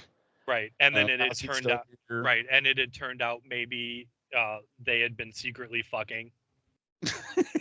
Yes. And the way he keeps his immortality is he has to cram an entire Twinkie into his mouth. That Right. has been rubbed on a teenager's balls. That is how Oddly, it is so oddly specific. Hey man, I don't make up the spells. That's just how they work. Wow. Yep. If anybody's listened to the podcast every episode up until this point, and you've now decided to not listen anymore to the podcast, let us know. Well, I figure that what if we lost like 3 listeners at worst, because we only have like 9. So, right. Or maybe they'll tune into this episode on a whim, be like, oh, let's check this out, and this will be what makes them avid listeners from here on out. Could be. They'll be like, let's go back to the first episode and see what kind of fucked up shit these dudes were saying. Yeah. Or like 20 years from now, we will have we will have forgotten all about this, but it'll still be out there and someone will listen to it and they will hate us so much that it will become their life's goal to hunt us down and to murder us. Wow. But why in 20 years would we have both forgotten about doing this? Do we both have dementia? I'm not saying necessarily forgot. I probably will. What? So, yeah, because what would I be? I'd be like 60, mid-60s by then. Right, so. Me too. Well, yeah, I'll probably have dementia by then. Wow. Yeah, I'll be in a home, oatmeal, shawl, rocking chair, the whole thing. I like how in your potential future, we both have dementia. We've forgotten all about doing this podcast. Yep. And somebody is angry enough at us because we talked about rubbing Twinkies on balls. This would make a good movie. This would be a good script, actually. It sounds like a indirect sequel to Bubba Hotep. That or a Kevin Smith flick. Like a Tusk type movie. But anyway, yeah. So let's get back into it. So we're back at the library, and Giles is bringing some tea out of his office for Impala. And Impala's thirsty, and she likes tea. She likes tea. So Willow's questioning, why is this guy so into us? What does he want? And Xander said, give me the seal. Xander should just be like, who cares? I've kicked his ass twice. Right. And I'm Xander. So what's there to worry about? Right. Xander he said, give me the seal. And Giles says, well, apparently the seal's more popular than we realized. I don't know what we should do with it. And Impala says, destroy it. This is the second time she has first hide it. Now, You know what? Fuck hiding it. Just destroy this fucker. Right. This is the second time she's immediately jumped to extreme measures to dealing with this piece of the seal. And no one is like, that's weird. Yeah, that's oddly specific of what we should do with it. Right. You should burn it and then pour holy water on it. Right. As she's like, if you don't destroy it, someone could die. And Giles is like, well, somebody already has. And she's like, whoa, knife dude. And it was my inner child, okay? That's who died. She's like, whoa, knife dude fucking killed somebody already? And Buffy's like, no, and Empata's like, she gets impatient. And she's like, you're clearly not fucking telling me everything. And I'm out of here. And Xander's like, you're right. And he takes her hand and he's like, and it's time we do. And he starts to fucking tell her. Spill the beans. Yeah. About the entire, he's getting ready to, Buffy's the Slayer. He is ready to recap episode. He's ready to spill everything from Welcome to the Hellmouth to Some Assembly Required. And he opens up his phone and opens up our podcast and he's about to play it for her. He's about to be like, listen, the best thing you can do is tune into Slade, the Buffyverse Revisited, available on all platforms where you get your favorite podcasts. Yes. And listen to the previous 15 episodes, right? And you will have the gist of what's going on. Right. And he's like, and if you have any other questions, feel free to email them at buffyrevisited@gmail.com or visit them at buffyrevisited.com, where there's links to all of their social media, and you can message them on Facebook and Twitter. Exactly. Or even cuss them out. Right. So yeah, he's getting ready to tell her everything. And this bothers me because like it lingers before like Giles clears his throat and like gives him a look, and then Buffy gives Xander a look. But it is in my opinion, it is nearly not quick enough. No. Like I don't the gap, the time in between when Xander's like, we should tell you everything, and when someone is finally like, what the fuck are you doing, dude, is way too long in my opinion. Yeah. Just Not my just take. that. Excuse me. Buffy should have immediately punched him when he said, "And now it's time we do." Right. Because That's what I'm KO'd saying. and been like, "Listen, we know you're the mummy," and then killed that bitch. Right. Right. So anyway, so Xander quickly like is sensing that everyone's like, dude, what the fuck are you about to do? He quickly stumbles over himself and says, they're in a crime club, not an archaeology club. Whatever.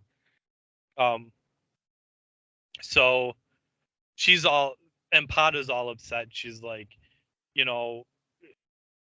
the seal nearly got us killed. You have to destroy it. And she gets up and storms out of the library, and Xander follows after her. And Buffy and Willow look at each other kind of like confused and surprised. And I'm like, how has no one figured this out yet? Like, I don't get it. She's Like, raging because you won't destroy this seal. That's like that should be one huge like, right. Maybe we're stupid, maybe? Right. So we cut to the hall, and Empata's sitting on a bench, and Xander crouches down beside her, and he's like, no one's going to hurt you. I won't let them. And she's like, this whole thing is dangerous. I don't want that. I just want a normal life. And she gets up and goes over to the water fountain, and he follows after her, and Willow shows up and asks if she's okay. And Xander's like, she's freaking out, and I'm just trying to convince her that our lives aren't all danger and peril. Willow's like, well, you should take her to the dance. And Xander's like, that's a great idea. We'll all go. And she's like, no, I mean just you.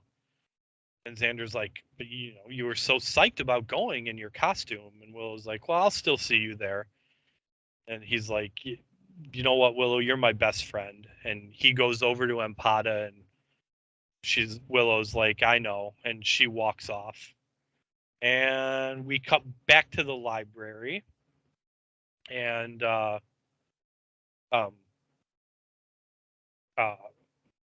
Buffy, it's just Buffy and Giles now, obviously. And Buffy's like, why does this dude have such a hard on for, a piece of broken rock? And Giles so bad at fighting that Xander keeps beating him. And Giles speculates that maybe he needs to put it together with the rest of the seal. And Buffy's like, well, if he has them, we didn't find them. And Giles says, well, if he doesn't have them, then they might still be at the museum, which doesn't make any fucking sense to me. Because here's the thing: the seal's broken. At that point, that museum exhibit is a crime scene. Not only that, at the very least, even if it's not a crime scene, which it would be, but let's just say it's not. At the very fucking least, the museum itself has shut that fucking exhibit the fuck down. Right. And no one's getting near that shit. Right. Or if they haven't shut it down, they've increased barriers around it. There's extra security, and they've removed the remaining pieces of the broken seal. Right, and they're like, fuck. Right, they're not still there. Yeah, and because could you imagine, like, if you went to see King Tut when it tours around the world, and like somebody went up and like, I don't know, pulled their pants down and put their butt cheeks on the fucking golden helmet or something. Like, could you imagine? Like, I'm just saying, like, that shit is getting shut the fuck down right then. if someone, if when King Tut's sarcophagus had first started touring, if someone had gotten past the barriers and dragged their scrote right across his golden mask, they would have shut that shit down immediately. Yeah, there's like tank marks on his nose. They're shutting that down. Right. You would then be viewing the golden sarcophagus through like 3 inches of glass. That or pictures on the internet. Right. You know? But this, not only did they not shut the exhibit down, it's like they just cleaned up the broken shit. Right. They also have not realized this is not the same goddamn mummy. Right. But this also motherfucker has braces. But also, spoiler warning, because we're not going to find this out for a few scenes, they didn't clean up the broken pieces of the seal. No, they're still chilling. They're still there? Yeah. It's like no one has inspected the exhibit since that day that the students were taken through for their little deal. And wow. Poor museum management much? Right. Of course, this is fucking Sunnydale. Exactly. So anyway, Buffy comes up with the bright idea that they should go to the museum and try and find the pieces. Because odds are this bodyguard dude will probably show up there too. And Giles is like, agrees. He was just in the he just attacked them at the school. Right. So why do they think they need to go to the museum to draw this guy out? Just chill in school. He's going to attack there too. Right. Like, which just ties back to the idea, like they're presuming that since he doesn't have they're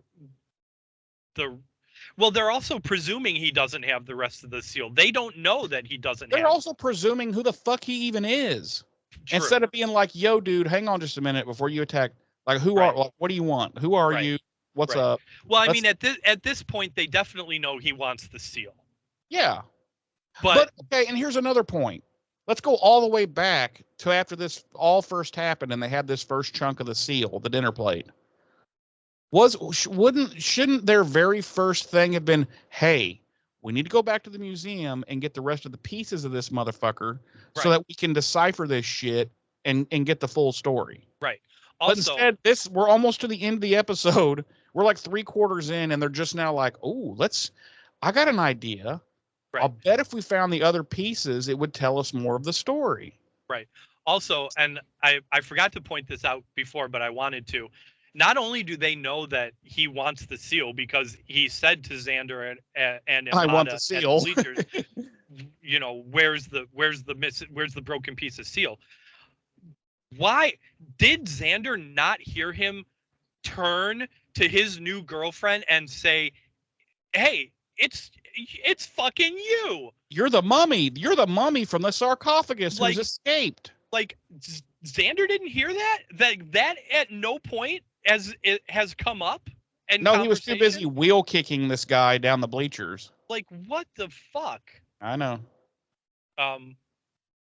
So anyway, so they're like, yeah, we'll go to the museum tonight after class.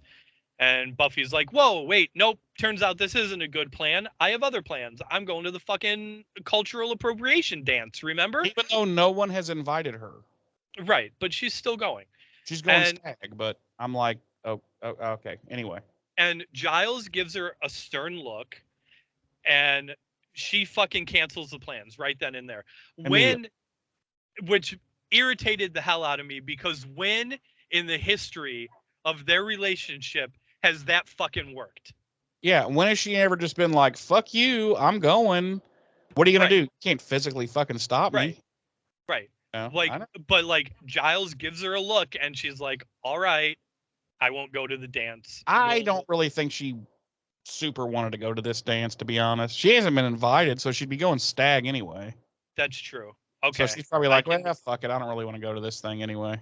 Okay. It's just at the fucking Bronze. Who cares? Okay. All right. I will, even though it's not really stated in the episode, I will get behind the idea that she probably wasn't really jonesing to go to the dance. Yeah, like I think she really wanted to go at first in that opening scene, but no one has fucking invited her. So now she's like, you know what? Fuck it. I don't really want to go. Right. Like, I'm going to be third wheeling with Xander and Willow. Xanadu and fucking Willow and this fucking Impala. Right. Yeah. Well, she doesn't know yet that. Oh, that's true. That's true. Willow's Spoiler! not going anyway. So, we cut to the hall, and I've been going for a while. Why don't you take it from here? Yeah, I just thought you were. I was letting you roll with it, brother. I keep forgetting that, like, there's a lot of, as the listeners may have already realized, there's a lot of brief little scenes in this episode. Oh yeah. Like, there's really no long drawn out scenes. Yeah. But it's this is a very fast moving episode. Right. For not being very action heavy, it does move very fast, and there's a lot of quick little scenes. Yeah. But yes, please go ahead. So as you said, we're walking through the halls now, and Xanadu's telling Armpit that he likes her. Impala, Armpit, whatever. He's like, I'm really scared to tell you this, but I like you. I really do. And she likes him too. Blah blah blah. Let's go to the dance. She's like, nah, fuck that. I ain't no punk. I ain't going to the dance with fucking Xanadu. But no, I'm just kidding. Okay, so anyway, he asks her to the dance, and she. I think it would have been hysterical if she wasn't like the freak of the week monster for the episode. Like, if she was gonna kind of maybe become a recurring character, it would have been hysterical if he was like, I really like you, and like, I want to ask you to the dance, like, clearly thinking that she'll probably say yes because they've had phenomenal chemistry up till now. She was just like, if she was like, she's like, oh, I wish you had asked me earlier because so-and-so already asked. And Willow asked me. Willow asked me out. I'm going to go with Willow. Oh, shit. So anyway, yeah, he asked her out to the dance, and she's like, she excuses herself basically, and she's like, I'll return to you, which was a weird thing, but and he's like, well, where are you going? And she's like, well, somewhere you can't follow. And then she goes into the bathroom. He's like, oh yeah, okay, cool. But we know that Xander, being the fucking skeevy perv he is, he's got a bathroom fetish. He would love to go in there. We know he does. He has cameras in there 100%. Xander is the type of guy that would have taken her saying someplace you can't follow as a clear invitation to follow her. Yeah, because he goes in there all the time to change the batteries in his pecans. So right. he's there. Yeah. He doesn't fool me. So she's in the bathroom, but she's just at the mirror. Also, I've seen enough other movies to know that where you cannot follow sometimes is an invitation. Well, not only that, but I think she meant it in this case because we kind of jump. Okay, she says that to him. Haha, she goes into the bathroom, but there's clearly like a little jump, and then she's in front of the mirror. Right. So she had to take a massive steaming shit. I mean, for 500 years, this girl's been in a fucking sarcophagus, and she had to take a sweaty shit. So she didn't want him coming in for that. And so after she's taken this horrific, nasty, gross shit, she's now at the mirror. James. She's now at the mirror wiping her brow and cleaning up after that event that just took place. There's like fucking lava coming out of her. And she's cleaning up. And what does she see through the mirror behind her? The bodyguard. Not Kevin Costner. Yeah, no. Whitney Houston's, but he's got that big nasty scar I was talking about, and she's like, they go back and forth with some stuff, and because to be quite honest, I didn't write down all the dialogue. I just didn't care. Oh no. She basically begs him not to kill her, she's in love and it wasn't fair what happened to her all those years ago, which she's right. I mean, Right. She says she's totally right. She says she was innocent. And he gives no viable argument to why he's just like, no, you must die. Well, right. Well, he tells her, he said, he's like, you're already dead. You have been for 500 years, and. But if you guys had just killed her, this wouldn't be a fucking problem. But you cursed her with consciousness. So fuck you. You kind of caused all this, you fucking dummy. Right. And he does say to her, after she proclaims that she was innocent, he says, the people you kill now, they're also innocent. So yeah. So basically, he has no real argument. He's just like, well, this is something I was going to talk about in the wrap up, but I'll mention it now. Okay. I don't. Empata is not a villain. She is not a bad guy. No, I was going to mention in the wrap up too, that this is the first villain we've had. This is the first, like, I believe, I'm trying to think back, but I believe this is the first villain we've had that's actually not really evil, not bad, really, not evil, a sympathetic villain. This is the first sympathetic villain we've had. Right. Where it's not just like he or she is not just like straight up fucking evil. Right. Yeah, go ahead. We can talk more about it in the wrap up. Yeah. He's like, in other words, he's just like, well, no, your argument is totally valid and makes perfect sense, but I'm still going to kill you. And she's like, no. And then he draws back with his knife and goes to stab her. And then she just catches his hand because all along she knows that she has this supernatural strength. And she's just like, lol, fuck you. And puts his arm behind his back and then sucks his face and turns him to his mummy and gets more life force.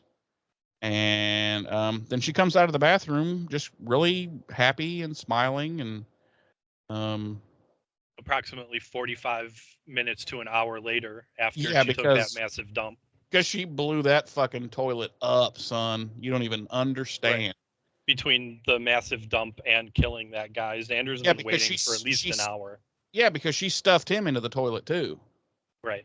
So that janitor's got a hell of a job today after school. Poor guy. Yeah.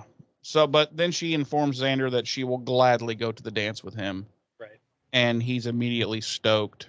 And, yeah, that's the end of the scene. That is the end of the scene. Oh, would you like to take the next? Actually, no. You know what? I went for a while, so you go ahead and keep going. But I will say that this does bring us to Buffy's bedroom. Now is where the next scene kicks off. We are. That's that evening, night, whatever you want to call it. She comes into Buffy's room and she's dressed. I guess this is supposed to be like ancient Incan garb. It is. It's supposed to be her Incan princess outfit. Yeah. I'm not impressed with the costume. Let's just put it that way. And she wants to borrow some lipstick, and Buffy's standing there with a bunch of luggage, and she's like, well, sub of that. And Buffy's like, oh, this is the rest of your luggage. And oh, yes, of course that is the rest of my luggage that I left at the bus station that no one ever asked me about before. That is totally my luggage that I have not been concerned about because I knew it was at the bus station and they would send it. And none of you and none of your dumb friends ever thought to ask me, hey, where is your luggage when we picked you up so that you can live and stuff. But anyway, so she's like, oh, I'll unpack it, after the dance. And Buffy's like, oh, it's no problem. I'll do it. And then she tells Impala or Armpit, whatever, that there should be some lipstick on her desk. And so Armpit sits down and she's like, how about this one? And it's like some oddball color. And Buffy's like, no, that's because, are you stupid? That clearly doesn't match, you dumb bitch. And then she throws a steak at her and that's episode over. She's like, clearly that doesn't match what you're wearing. What, have you been dead for 500 years? Yeah.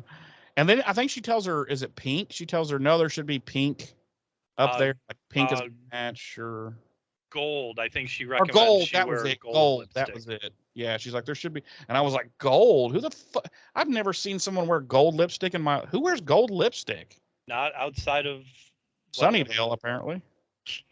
So anyway, she puts on some gold lipstick, and they continue talking, and they start talking about the story of the fucking Incan princess.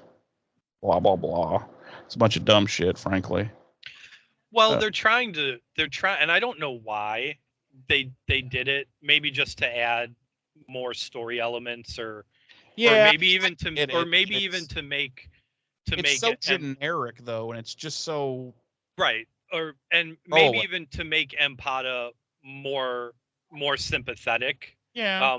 But they're clearly trying to draw a parallel between Empata's destiny as the chosen princess and Buffy's destiny as the chosen one. And this is the first time I think they say that the whole reason she had to be, that this Incan princess had to be sacrificed and everything, because she was the only girl of her generation that could save her people from the netherworld. Right. And I was like, wait a minute, I thought they were sacrificing her to the mountain god. Right. So now the mountain god stops the netherworld. I don't know. I don't think the writers really thought this fucking out very well. Well, see, I didn't take it to that extreme. I took it to, my presumption was that the story that the museum curator was telling was the presumed story of why this young princess was sacrificed. Oh, like that's okay, but it's actually a supernatural thing, right? But the story that Empata is telling Buffy is the actual story behind why the and princess maybe this was netherworld chosen. thing could have been another hellmouth, and they had to do this to close said hell. Okay, yeah, okay, I can get behind that. I can get behind that. It would have made it a lot cooler episode had they writers actually, done that. But okay, I can get behind that. So they're talking about all this, and then Buffy is kind of unpacking her luggage, Armpit's luggage, and she pulls up some men's underwear, and she's just like, the fuck, like, okay, this chick is weird, and Armpit's still talking, and she just kind of nonchalantly goes to open a drawer on Buffy's desk, and it happens to be the drawer with like all of her slaying memorabilia. And Buffy rushes over and closes it really quick before Armpit sees it.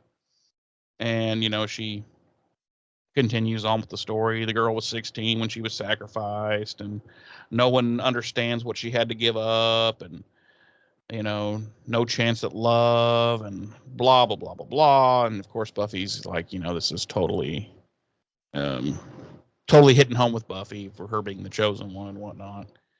And she goes to open the big trunk, and the camera sees the fucking, the real Empata in the trunk, mummified.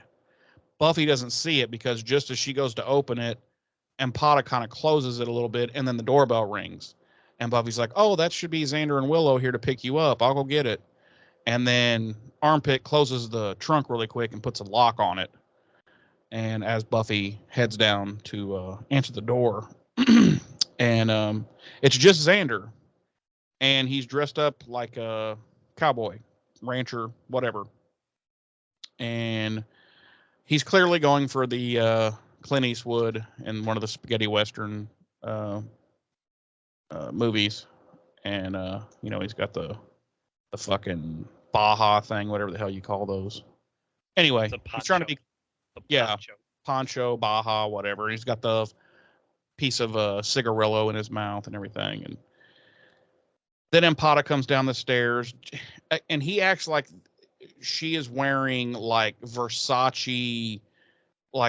And she's just wearing like a bed sheet with a hole in it and like a cheesy belt thing. I don't know. It's very overly dramatic. And now for the first time, Mama Buffy finally shows up, just out of nowhere. She literally just like walks into the camera and shot, and she's just like, "Oh, you look so beautiful, Empata. Wow, all the time we have spent together since you've been here, and you're so beautiful," and blah blah blah. And then she's like, "I just wish you could talk my stubborn daughter into going, or my daughter into going, also." And Empata smiles, and she's like, "Well, I tried, but Buffy's stubborn." And Joyce says, "Well, I'm glad somebody else sees it." And Buffy gives her a look like, "The fuck, bitch? Why you dogging me out in front of people?" And she comments, how easily Empata's fitting in, and which doesn't do anything for Buffy. And then that's it. We never see Mama Buffy anymore for the episode, even though she set up all this shit to start. Right. I also want to point out something Xander says in this scene that irritated the hell out of me. Okay. So before he knows that Buffy's not going to the dance, and after she's asked him what culture he's representing, he looks her up and down, and he says, "And where are you from? The country of white trash." White trash, right? And she's just wearing her everyday clothes. Well, she's wearing like a white t-shirt and denim coveralls. That's what I mean. She's just wearing regular old, and he's like, "Oh, you look like white trash." Right. And I would have been like, "What the fuck, motherfucker? This is just my regular clothes, you piece of shit. Get out of my house. You fucking skeeve." I was like, I don't know why, but maybe because I am actual white trash, it really irritated me. Right? Ditto. So then we cut to the bronze, and oh, buddy, my favorite part of these episodes. This Devin character from earlier that Cordelia met up with, the band guy. He's I guess you can call it singing, and the band is playing, and the camera's zoomed in on the bass drum on the drums, and so the name of the band is Dingoes Ate My Baby. And so yeah, Devin is wailing away. And there's Oz. We see Oz, who is supposedly playing lead guitar. He's lead guitaring the band. He's lead guitaring. We'll get back to that later in the discussion of the episode, but I don't know. The voice that they've dubbed in for his singing voice does not match him whatsoever. This Devin guy. It's the whole thing is ridiculous. Stupid music once again. So there's girls, everybody's coming in and stuff, and everybody's obviously in costume. Like we were talking earlier, there's this guy in like a Native American costume. There's just all kinds of wrongness going on in this scene. And we see Cordelia, who sees Willow. Willow is standing there in a full-on Eskimo costume, like this super heavy-duty, ginormous coat pulled up over, and you can just her face is out, and she's got like a fishing spear. And Cordelia says, "Oh wow, well, I'm lucky. I almost wore the same thing," and just kind of goes by her as Cordelia does. And I didn't even notice. I should have went back and looked, but what was Cordelia dressed up as? A bikini top and a Hawaiian skirt. Oh, okay. See, I wasn't not like a grass Hawaiian skirt, but like a Hawaiian print. Oh, okay. Wrap. So her costume was just whore. She was representing the whore culture. Okay. So presumably she was supposed to be representing Hawaiian or Polynesian, but yeah, okay. She was literally just in a bikini top and a skirt wrap. She just wanted to be a whore. Okay. I think she had a ring of flowers in her hair. Oh, okay. So so whore with flowers.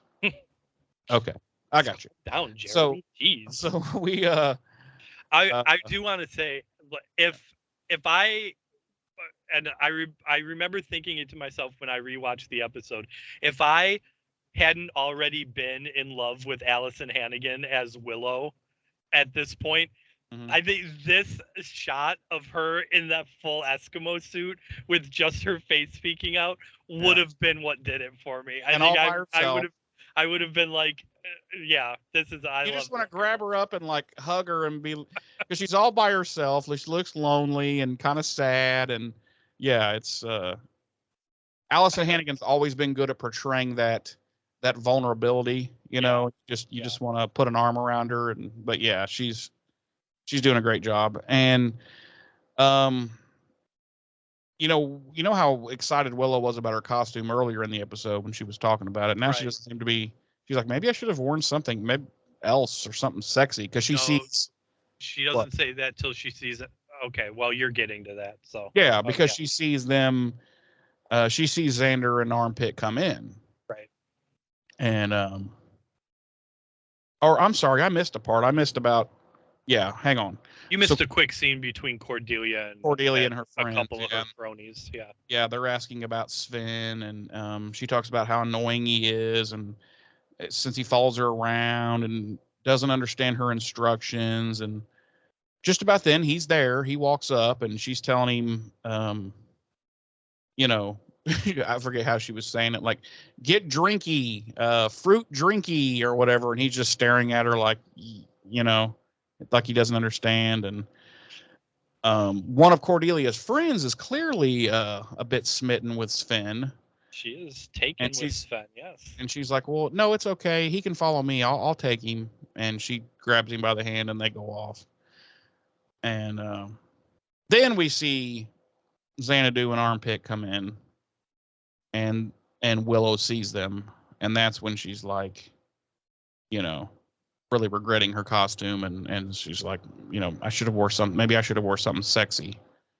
And Xanadu and Armpit come up to Willow at the table and go to talk to her, but it gets awkward pretty quick. And Willow asks, you know, where's Buffy? You know, because she didn't know that Buffy was not going to make it.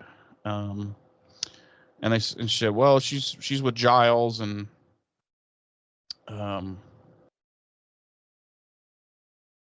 wait a minute, I lost my place. That doesn't make. No, she asks where Buffy is, and then we cut to Buffy's house. Yeah, I'm okay. That's what screwed me up.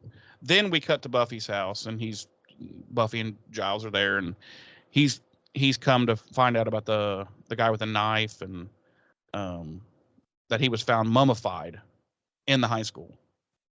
And they still haven't quite caught on yet.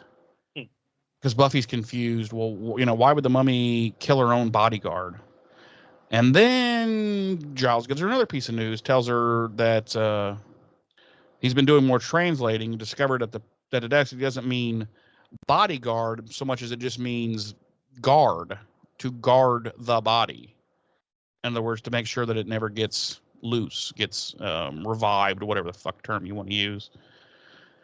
And finally, Buffy starts to get a little clue, get a little suspicious, and she's like, well, now wait a minute, you know, Armpit was scared of the seal since she very first saw it, and blah blah blah blah blah. And Giles is like, yeah, and she's like, well, let's go through her luggage. And they dig through it, and they're digging through it, and they found nothing but men's clothing. And Giles, classic idiocy, says, why would a girl pack boys' clothing? And just about then, Buffy uses her Slayer strength to snap the lock off of the trunk, and she opens it up and finds the mummified body of the real Empata. So finally, they've put it fucking together, and they kind of have realized now what the fucking score is. Then we go back to the Bronze, James, and what's going down at the Bronze? Vampires have attacked the dance. And everyone's they are dead. Slaughtering everyone. Everyone is fucking dead. It is horrendous. There's blood and sinew everywhere. Yeah, it's like Willow has been decapitated. Yeah, and they put her head on her little fishing spike thing she had. Yeah, Xander is hanging from the second level stairs, disemboweled. It's like an Eli Roth movie. in And they cut his cock and balls off right, and and shoved it in a stuffed those Twinkie. into his mouth. Yeah, it's like an Eli Roth movie in there. Yes, exactly. It's awful. Hostile, or it's called The Brahms. Yes. No. No, none of that happened. None of that happened. Unless we get hired on as writers for Right. the Then for you're the in for proposed some Buffy shit. reboot. Then Yeah, you guys in are in for some shit. fucking shit. And this bitch has got to be on this can't even be on HBO. Our shit's got to be on some kind of streaming service. HBO Max. No, I mean, I'm talking like this has got to be on. They have to invent something for our show to be on. Oh wow. Yeah, because it's going to be fucked up. It's gonna be like The Boys, but with more tits. Yeah. Yeah, and cocks and balls. Stuffed in people's mouths after they've been amputated. Wow. No, we cut to back to the Browns, and Xander is standing by the stairs with Empada, and he's awkwardly trying to ask her to dance, and she says she'd love to, so they go out onto this the dance scene just fucking annoyed me. It was so long and it was intercut, and they're just just all into each other. It's like this bad. It's like, I don't know, a bad '90s power ballad fucking music video, and they're just eye fucking each other, and they're all in love. And I'm like, you guys have known each other for like 25 minutes. But anyway, that's how high school love is, Jeremy. I guess. So yeah, they go out to dance, and Willow's watching, longingly after them as they're on the dance floor, and they're touching hands and entwining fingers and gazing longingly at each other, like you said. And we He's cut to thinking about that gag reflex again. we cut to the stage, and we see that Oz has noticed a girl in the crowd, and he's staring intently, and the camera's cutting back and forth between him on the stage and Empada and Xander on the dance floor, and Oz calls over to Devin, and Devin comes over to him, and Oz is like, "Who is that girl over there?" And we cut back to Empada and Xander dancing on the floor, and Devin's like, we cut back to Devin and Oz on the stage, and Devin's like, "Oh, she's an exchange student, I think from South America." And Oz is like, "No, not her, the Eskimo." And we cut to Willow in her Eskimo garb sitting down, and Oz is clearly taken with her, which I thought is a little cheesy, but I kind of like the fake out a little bit. Yeah. Like you definitely get the impression that he's talking about Empada. Yeah. The way it's cut, and then it turns out it's Willow. But anyway, I lost my place. Sorry. They were just talking about Will, or how he's like, "Who's that girl? Who's that lady?" Oh, okay. So then we cut to Buffy and Giles in Giles's car, and Buffy's, like, "Come on, you got to put your foot down," and Giles is like, "It is," and Buffy's like, "One of these days you have to get a grown-up car," and you can hear the gears on Giles's car grinding, and Buffy just shakes her head. And even though he has both of his hands on the wheel and is not at all shifting, right, you hear the gears grinding, which that grinds my gears. But anyway. So then we cut back to the dance floor, and Xander and Empada are still dancing and on the ceiling, looking at each other longingly, and they go to kiss, and as they're getting ready to kiss, Empada notices that her hand has started to mummify again, and she pulls back, and Xander looks at her in confusion, and she Like, don't touch me, you skeeve, and she runs off. Yeah, she quickly takes her arms. And he's off like, of damn, him, where'd you learn how to say that word at? And yeah, she takes her arms off of him and rushes away. And Xander stares after in confusion, and Ampata reaches kind of the edge of the crowd, the dance floor or whatever, and looks around, and she sees a young guy sitting alone on the stairs, and we cut back to Giles's car, and Buffy's like reciting all the things that should have tipped them off to the fact that Ampata is the mummy, which is all the things that we said should have been red flags to begin with. And it does make me wonder a little bit, would we have been so smart if we were actually in the episode, or do we have the benefit? Yes, and I'll tell you why.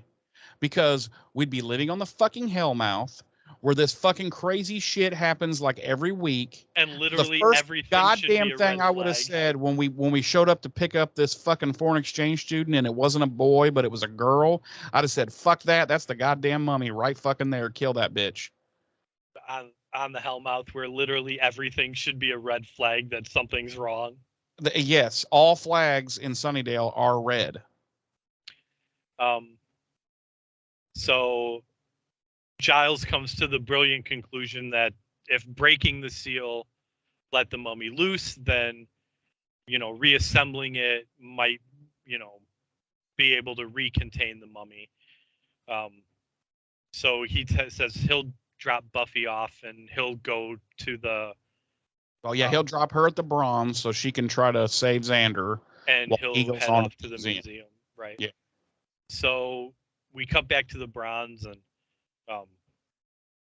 Xander comes up to Willow and asks if she's seen Ampata, and she shrugs and says she hasn't. So, and then just this quick little cutscene, we see Sven and Cordelia's friend walk by in front of Willow, and we hear Sven in almost perfect English complaining to Willow's friend, who is credited as Dawn. Cordelia's friend. Right, who is credited as Dawn. And he's like, I thought this exchange student thing would be a great deal, but look what I got stuck with. Memento, punchy, fruity drink. Is Cordelia even from this country? Yeah, he clearly hates this bitch. As do we all, because that's who the character is supposed to be. So we cut to the back room, and Ampata has led this young boy backstage, and she takes his hat off. Now, wait a minute. We have to... It's not a little boy. It's not a young boy. He's a high school student, just like the rest of them. Okay. Like, you're making it sound like she's leading the anointed one into the... She's leading this little 7-year-old boy to the back room. I also referred to her as a young woman earlier. No, I know, but they're young compared to me. No, I know, but earlier you said when she saw him on the stairs, there's this young boy on the stairs, and then now you just said she's leading this young boy to the... I'm like, no, we have to clarify. There's no pedophilia involved in this. They're high school students who are young compared to us. Yes, but not like... She didn't see like an elementary kid and be like, and I mean. But maybe she would have. You don't know. She might have. She is a fucking weird mummy. She needs some life force. Yeah, well, come to think of it, maybe a child would have the best life force to give. Might keep her unmummified longer. Yeah. Also, they next never week on Pedophile Mummy. Wow. Yeah. Also, they never say his name in this episode, but right. this is Jonathan, right, that we're introduced to, who I said at the opening will go on to make many appearances over the course of the show. And many waves. Yes. So she's stroking his hair and caressing his cheek, and he tells her her hands feel kind of rough, and she's like, well, that's because I'm part mummy. Yeah.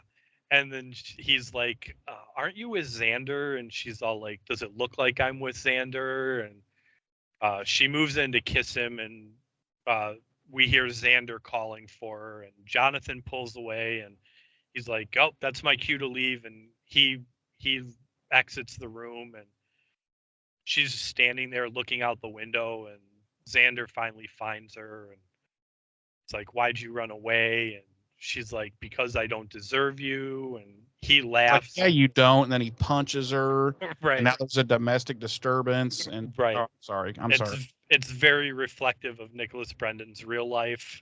And yes, that's kind of where I was. Yeah. And he's taken aback by that, and he's like, "Why do you make me hit you?" right. Wow. Sorry. It's like, I'm doing this because I love you. Oh, and then she stabs him. Game over. Game over. End of Xander. We never have to deal with his never bullshit have to again. deal with his ass ever again. No. So he's he tells her he loves her, and she's crying, and he goes stoic, and it's like, are those tears of joy or pain or revulsion? She says she's happy and sad, and he wants to know what's wrong, and just tell me, and she says, I can't. And he's like, what? He's like, oh, I know it's a secret, and you can't tell me, because if you did, you'd have to kill me. And she doesn't think that's funny, and she just starts crying harder because Xander's a total dick. Yeah. And then he hits her again. And he hits her again. Right back to the beginning. He apologizes for making the bad joke, and they start to kiss, and the kiss intensifies, and Xander's eyes go wide, and she's obviously starting to drain his life force from him. And is it his life force she's draining? I mean, I'm just and she realizes what's going on, because she's not doing this to Xander intentionally. Yeah. And she breaks the kiss, and Xander falls to the floor, and she says no, she can't, and she starts apologizing to Xander, and that cuts us to the museum. And what's happening at the museum? Giles is playing a puzzle game with broken pieces of the dinner plate from the Pottery Barn. The seal, which, as we already talked about, I personally can't believe the pieces of the seal are still just fucking there in the tomb. Yeah. Like, it makes no sense. Also, I would like to point out that he apparently carries super glue in his car. Yes. Some sort of bonding cement with him. Yeah, some type of bonding car. agent he has, because he is super gluing the dinner plate back together. Right. Unless we're supposed to presume that after dropping Buffy off, he went back to the school and grabbed it, or his apartment and grabbed it. Well, with that slow car, there's no way. Right, that's true. He must have already had it, as most people do. They have Gorilla Glue in their car. Right, of course. I do, along with some rope and duct. Anyway, go ahead. Okay. Let's. So, as he's doing this, we cut back briefly to Armpit and Xanadu, and she's holding Xanadu's head, and are you okay? Blah blah blah. And she feels the draw. She feels that's happening. The seal's getting put back together. And she's like, oh, fuck. And she just drops Xander's head, and you hear it like boom on the ground. And she just bails. And then we go to, she's bailed, presumably rushing back to the museum. Right. So then we cut back to the Bronze, and Buffy comes running in, and, where's Xander? Sees Willow, and she's like, where's Xander? And she says, looking for, or no, she says she's in the fuck. What does she say? Willow says he's looking for Empada.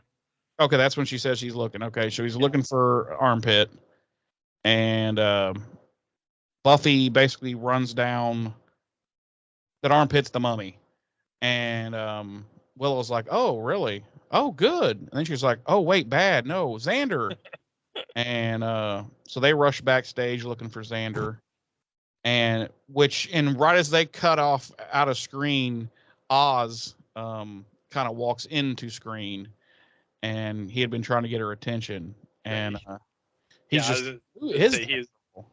He's literally right behind Willow, getting ready to be like, hey, and she walks off, rushes off with Buffy, and he's just like, who is that girl? And so Buffy and Willow. And I'm sorry, before you go on, and I don't know if it's because like it's hindsight and I know what's coming, but I was like, when Oz was like, who is that girl? Like so infatuated with Willow and trying to find out who she is. I was like, yes, that is what my Willow deserves. Right. She needs somebody after her. Right. So Buffy and Willow, they rush backstage. They find Xander. He's kind of leaned up against a wall, still kind of out of it, dazed, kind of fucked up. And they ask where Armpit is, and he's like, I don't know. She said something about, or first he says, wow, that was quite a kiss. And then they're like, well, where is she? And he's like, I don't know. She said something about the seal before she took off. And then Buffy's like, oh, fuck, Giles. And then we cut back to the museum, and Giles has got the whole dinner plate back together except one piece. And so he gets he's grabbing the other piece, and right about then, Armpit shows up. And she fucking grabs him by the fucking goozle and picks his ass up and takes the plate and fucking throws it against the sarcophagus and smatters it into a million pieces. And she's got him so apparently tight around that he just fucking goes unconscious. And I'm like, well, goddamn, you killed him already. And just then Buffy shows up, and she says a line, something about what does she say? Well, first, I want to point this out because I'm going to bring it up again in a few minutes. Okay. Empada tosses Giles's body into the tomb. Into the sarcophagus. And he's completely KO'd. Right. Buffy shows up and she says, I'll say one thing for you Incan mummies. You don't kiss and tell. Yeah. I was like... Which is like... okay. I groaned. I was like, oh... And then she does like this Slayer empowered leap through the air. She Slayer jumps. She Slayer jumps, flips, jumps, everything. And Armpit's like, it looks like you've been keeping secrets from me. And so her arms at this point and her hands are completely looking like mummy arms and hands again. And which is kind of gross. And Willow, or is that, did they start fighting at that point? I don't think I got this right in my notes. It doesn't seem right. Yeah, so like you said, Empada says, looks like you've been keeping secrets from me. And she says to Buffy, you're not a normal girl. And Buffy, like clearly looking at her mummified arms, is disgusted. And she's like, and you are?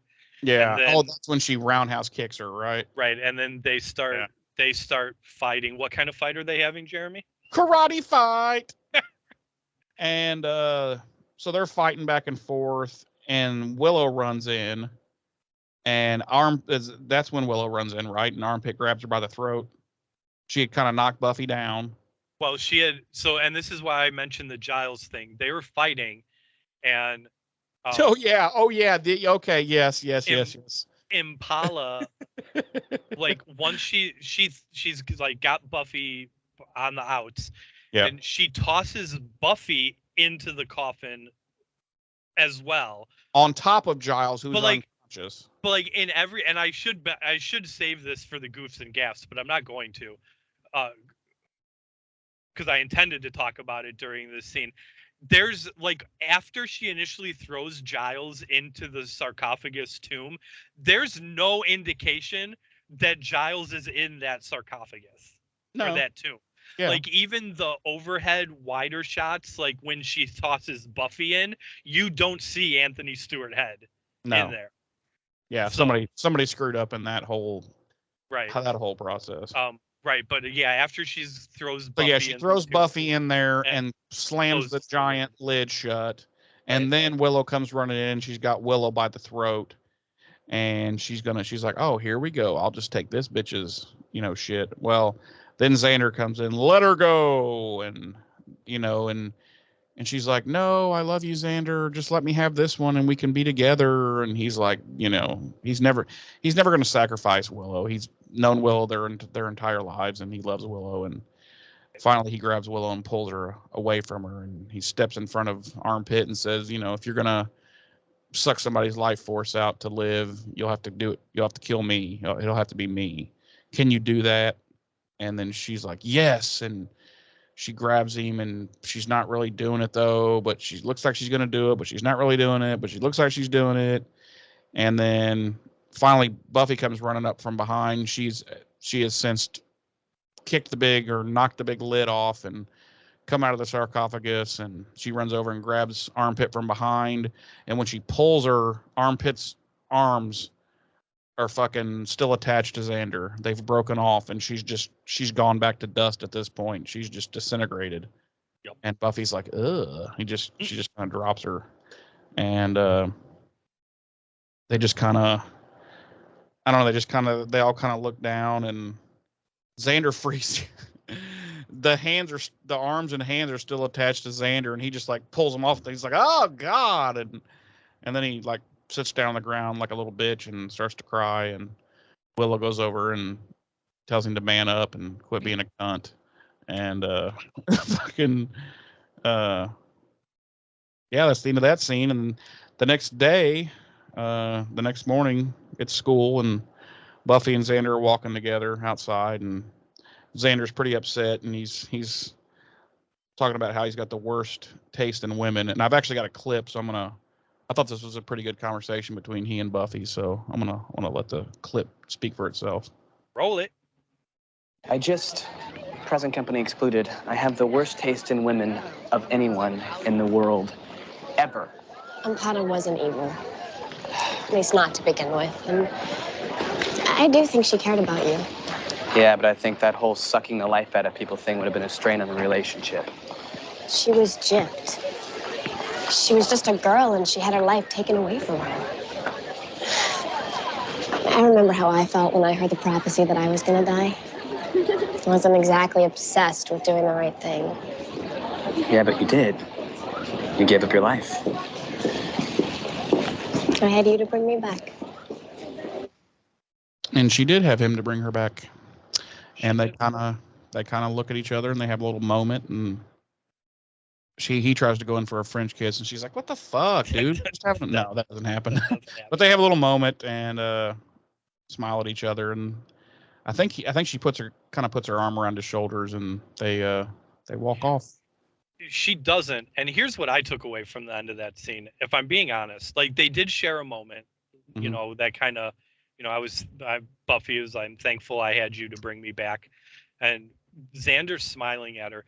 But then I don't know, it could just be me. Maybe you picked up on it too. It looks like Buffy almost immediately becomes uncomfortable. Like, damn, I probably shouldn't get this close with this fucking creeper. Yes. Yeah, of course. That was my take on it. But that's the end of the episode, ladies and That gentlemen. is the end of the episode, ladies and gentlemen. Let's. Ba-da-ba-da-da-da-da. Go ahead. Are you done? Do you want to make some more mouth music? No, I'm done. Okay. Let's jump into some monsterology here. All right. Obviously, heavily inspired by Universal Pictures' The Mummy, What? which was released in 1932. That's ridiculous. Yes, but She was a werewolf. We all know it. But the episode also draws very heavy inspiration from the 1995 discovery on Mount Ampado, part of the Andes Mountains in Peru, of the mummified remains of a young girl who had served as a human sacrifice to the Incan gods sometime between 1440 and 1480. It was an actual discovery that had been made in 95. So the Incans were real fucking assholes.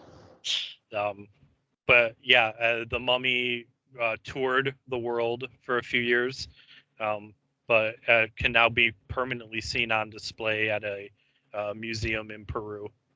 Oh, is she that one that had like still had like all of her hair like perfect, like Yes, her hair was she was almost perfectly preserved.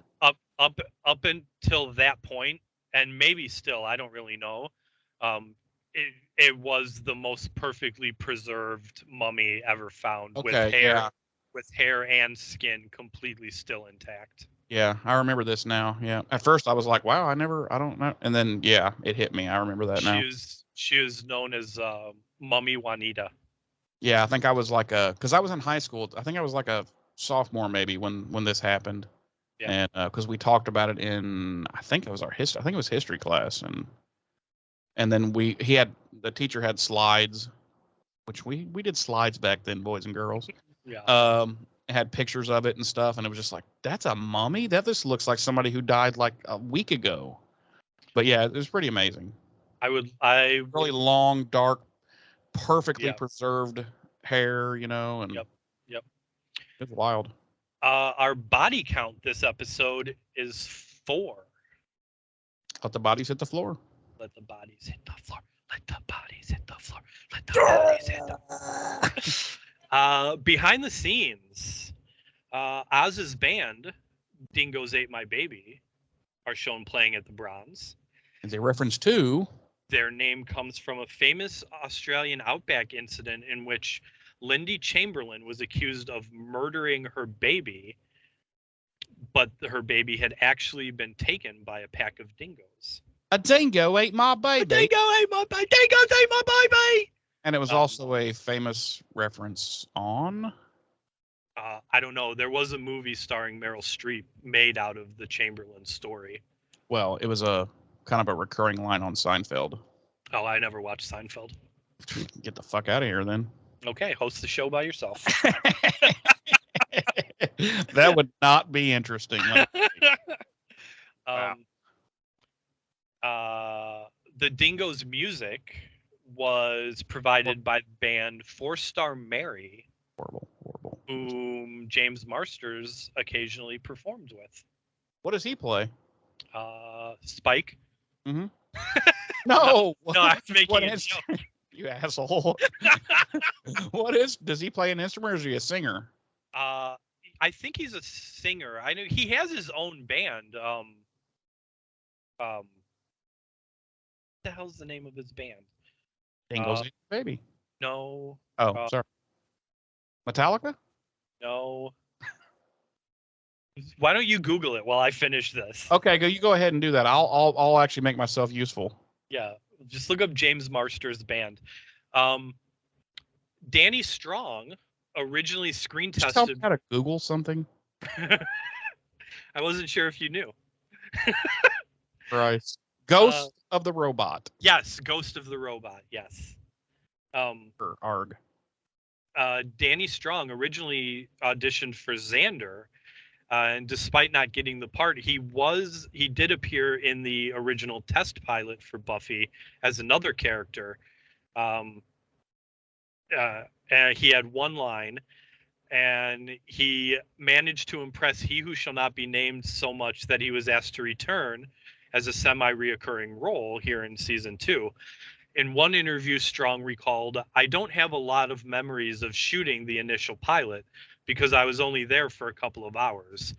I couldn't believe it when they called in season 2 and offered me the role of Jonathan. I thought they had forgotten about me."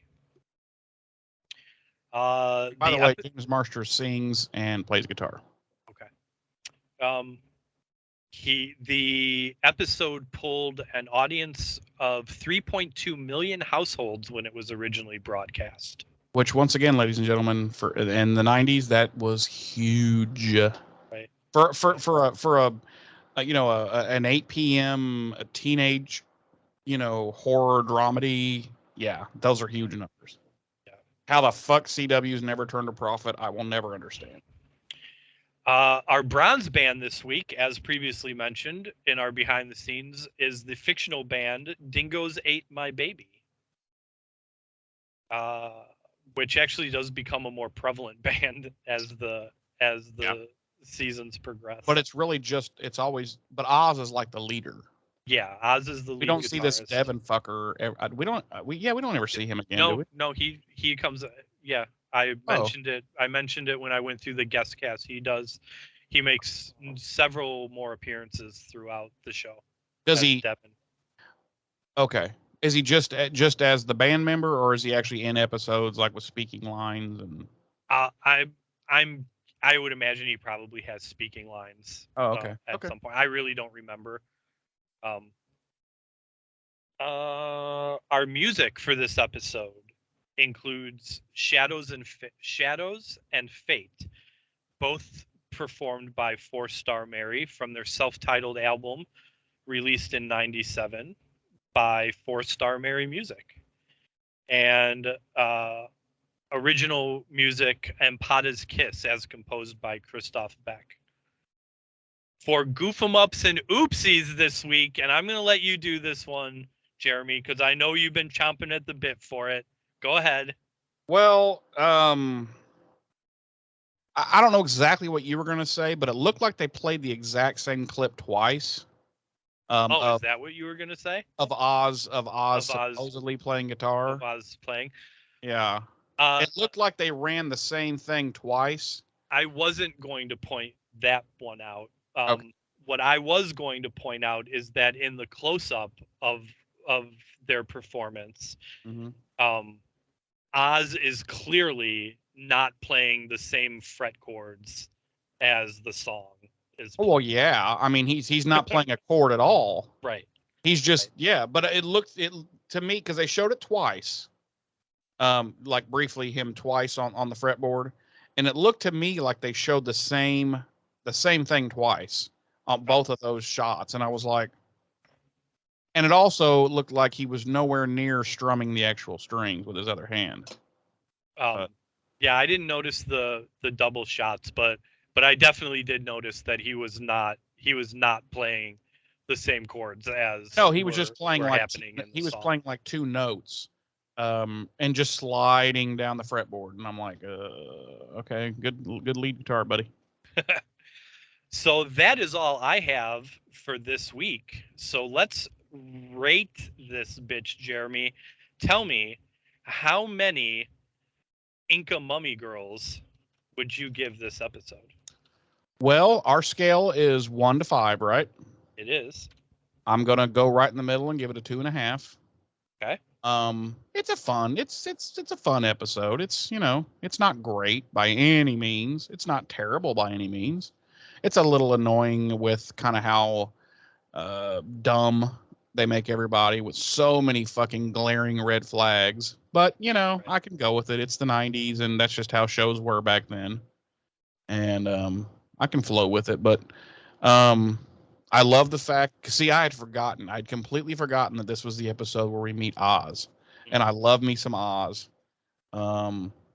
So yeah, I'm happy. I was really happy. I was like, oh yeah, when I saw the band and everything, or outside of the school there, I was like, oh yeah, this is Oz's introduction episode. So super happy about that he's now basically part of the gig.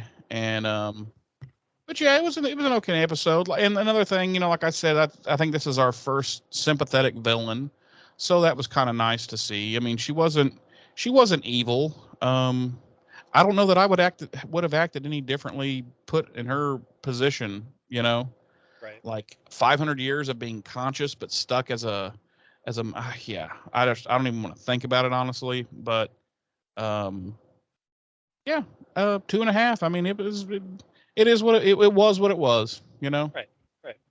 How many flesh-eating dingoes would you rate this episode, James? I would give it. I'm also going to go 2.5. Okay. Flesh-eating dingoes. Okay. I thought it was a decent episode. Nothing outstanding. Nothing, but not terrible by any means. It is. I might even consider bumping it up to a 3 for the simple fact that I think it is miles above um uh Rankmeyer and Kine's last episode, which was The Pack, which Ooh. was not a good So- episode. But honestly, I think the pack suffered a lot from the fact that it was a season 1 episode and that Right. they had like a shoestring budget. And, you Yeah. know, I think if the pack had been done in, say, season 5, season 6, somewhere in that episode, Or even this season, maybe. yeah, but that might have been because by that time in the show, man, they had their shit down, and Right. it could have been a very interesting episode. But I agree with you. Yeah, this is definitely head and shoulders above that. It is a marked improvement over their that episode. Yeah. Yeah, and I like I really like the idea that the story is at least partially based on uh an actual real world thing, Yeah, you know, yeah, in the discovery of Mummy Juanita in Peru. sure. I like that they kind of use that as a basis, and then kind of threw the the universal mummy story or idea kind of on top of that and turned it into this episode. Right. So yeah, I enjoyed that. Yeah, solid 2.5. I wouldn't. It, Again, it's not an episode that I would necessarily show someone, trying to get them into the show. But it's Yeah. also not an episode that if I were scrolling through channels and I was like, "Ooh, Buffy's on," and I stopped and this was the episode playing, I wouldn't turn it off. Yeah, you wouldn't be like, oh, you don't want to Right. watch this one. Right. I Yeah. wouldn't turn it off. Yeah, I might bump it up to a 3 based on that I was very pleased and surprised with the effects, both practical and digital effects in this episode. Right. Clearly a better, higher budget, and I just thought they were really good. Right. Other than the dinner plate, that kills me. That kills me. I'm also on board with you in that the episode benefits a lot in the fact that it is the introduction of Oz, who is And Jonathan. You know, a couple of definitely heavy players to come. Right. I, much like yourself, I'm an Oz fan.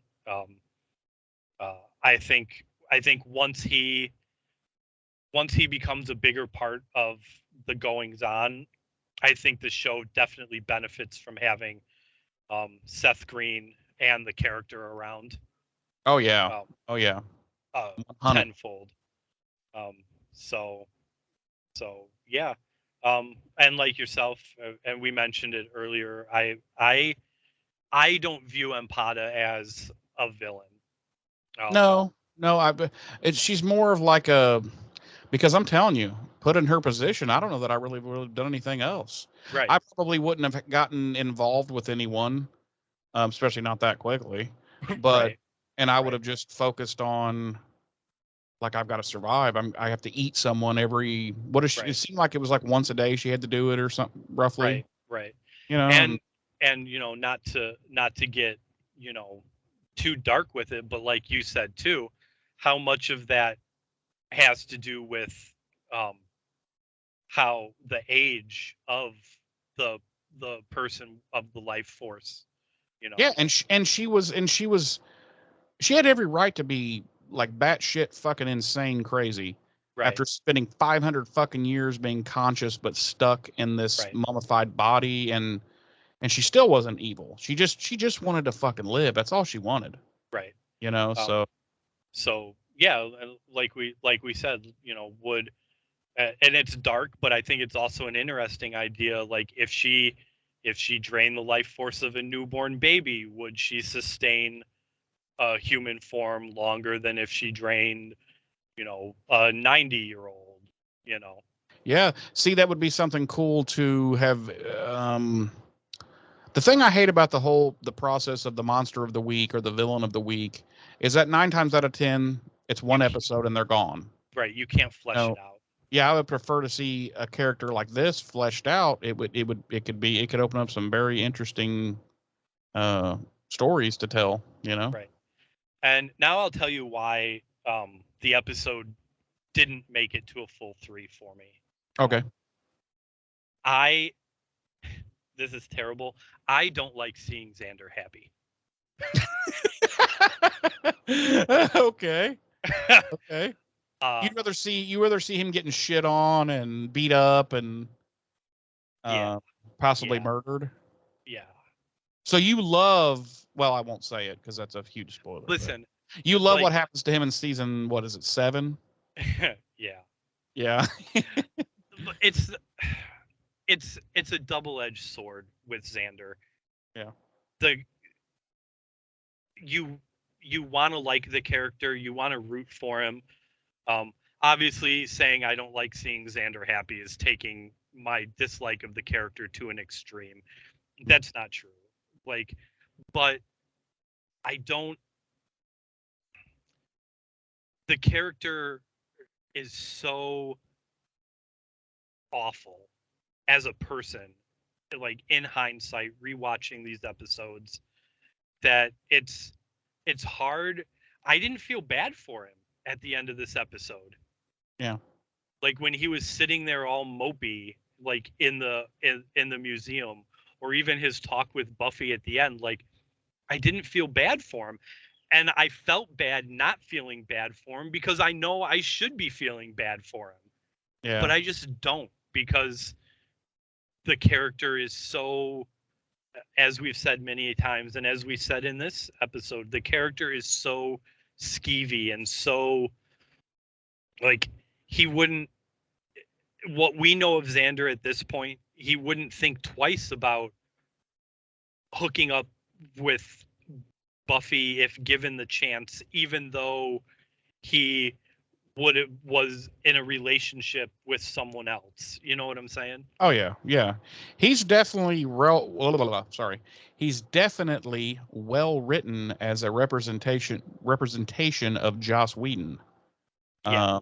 Joss Whedon clearly knows himself better than he realizes he knows himself. Right. And I don't like the idea that I don't necessarily know that my knowledge of Joss and the fact that Xander is his insert character, I don't necessarily know that informs my dislike of Xander. I feel like even if I didn't know those things, watching this hindsight, he was still not. Xander would still not sit right with me. Oh no, he's still a very troubling character. Right. Back in the 90s, I never even gave it a second thought, right? Because that's how all characters were basically back then. Those types of characters, and there was just nothing. But yeah, in this day and age, the Xander Harris character definitely sticks out like a sore thumb, and you're like, ooh, God, he is one creepy motherfucker. Especially the older you get, right? And you see these things, and you're like, oh, creep, Yep. But yeah, so I hear you. And that's it. That's all I have for my ratings and final thoughts. All right. Well, I don't have any final thoughts because I'm a very boring and shitty host. You already wrapped it up in your rating and final thoughts. Yeah, I don't really have anything else to add. It was just, one of those things. And yep. But thank you, everyone, for joining us this week, as always. James, tell them, where can they find us? Where on earth could they possibly connect with us? You know what they could do? What? They could go to BuffyRevisited.com. Really? And at BuffyRevisited.com, they will find links to all our social media platforms, including Facebook and Twitter and TikTok, if they so choose. Do we put up TikTok dance videos? We don't. And in fact, if I'm being completely transparent, our TikTok social media may disappear soon. Okay. All But for now, it is still a viable option to reach us if you so choose. So do that. Do that, please. And we can also be reached via email. I think there's a link at buffyrevisited.com to our email, which is buffyrevisited@gmail.com. Mm-hmm. So we can be reached there as well. And if you listen to us on any of the audio podcasting platforms, in every single episode, if you look below the description of the episode, you will see a little link bank that's got links to everything. Yes. And you can connect with us that way, cuss us out, worship us, whatever you would like to do. Maybe don't worship us. And maybe don't worship, but, just worship me. If you're going to pick between one of us, I would say maybe me instead. Yeah, well, we'll fight to the death about that later. Right. We can figure that out later. But yeah, visit buffyrevisited.com. Hit us up at any of our social medias, Facebook, Twitter, TikTok. The links are there. Like, subscribe, comment, send us an email, buffyrevisited@gmail.com. We say it every week. We would love to hear from you, your thoughts on the show in general, the episode specifically, your thoughts on us and what we're doing. We would love to engage in conversation with you guys, especially about the show. But really, we'll talk about anything you want to. Yeah, and I'll just go ahead and apologize now for this episode for me and James both. We were on something today, boy. Yeah, we went in some directions that we normally don't go in. But that who he is. So, with all that being said, join us next week. We'll be covering episode 5 of season 2, Reptile Boy. Reptile Boy. Inca Mummy Girl, followed by Reptile Boy. Yeah. So, it's got to be finally about werewolves. It's definitely going to be about werewolves. So, 100%. With all that being said, we look forward to seeing you next week. And as for this week, I've been one of your hosts. I'm Jeremy. I'm your other host, James. Ta-ta!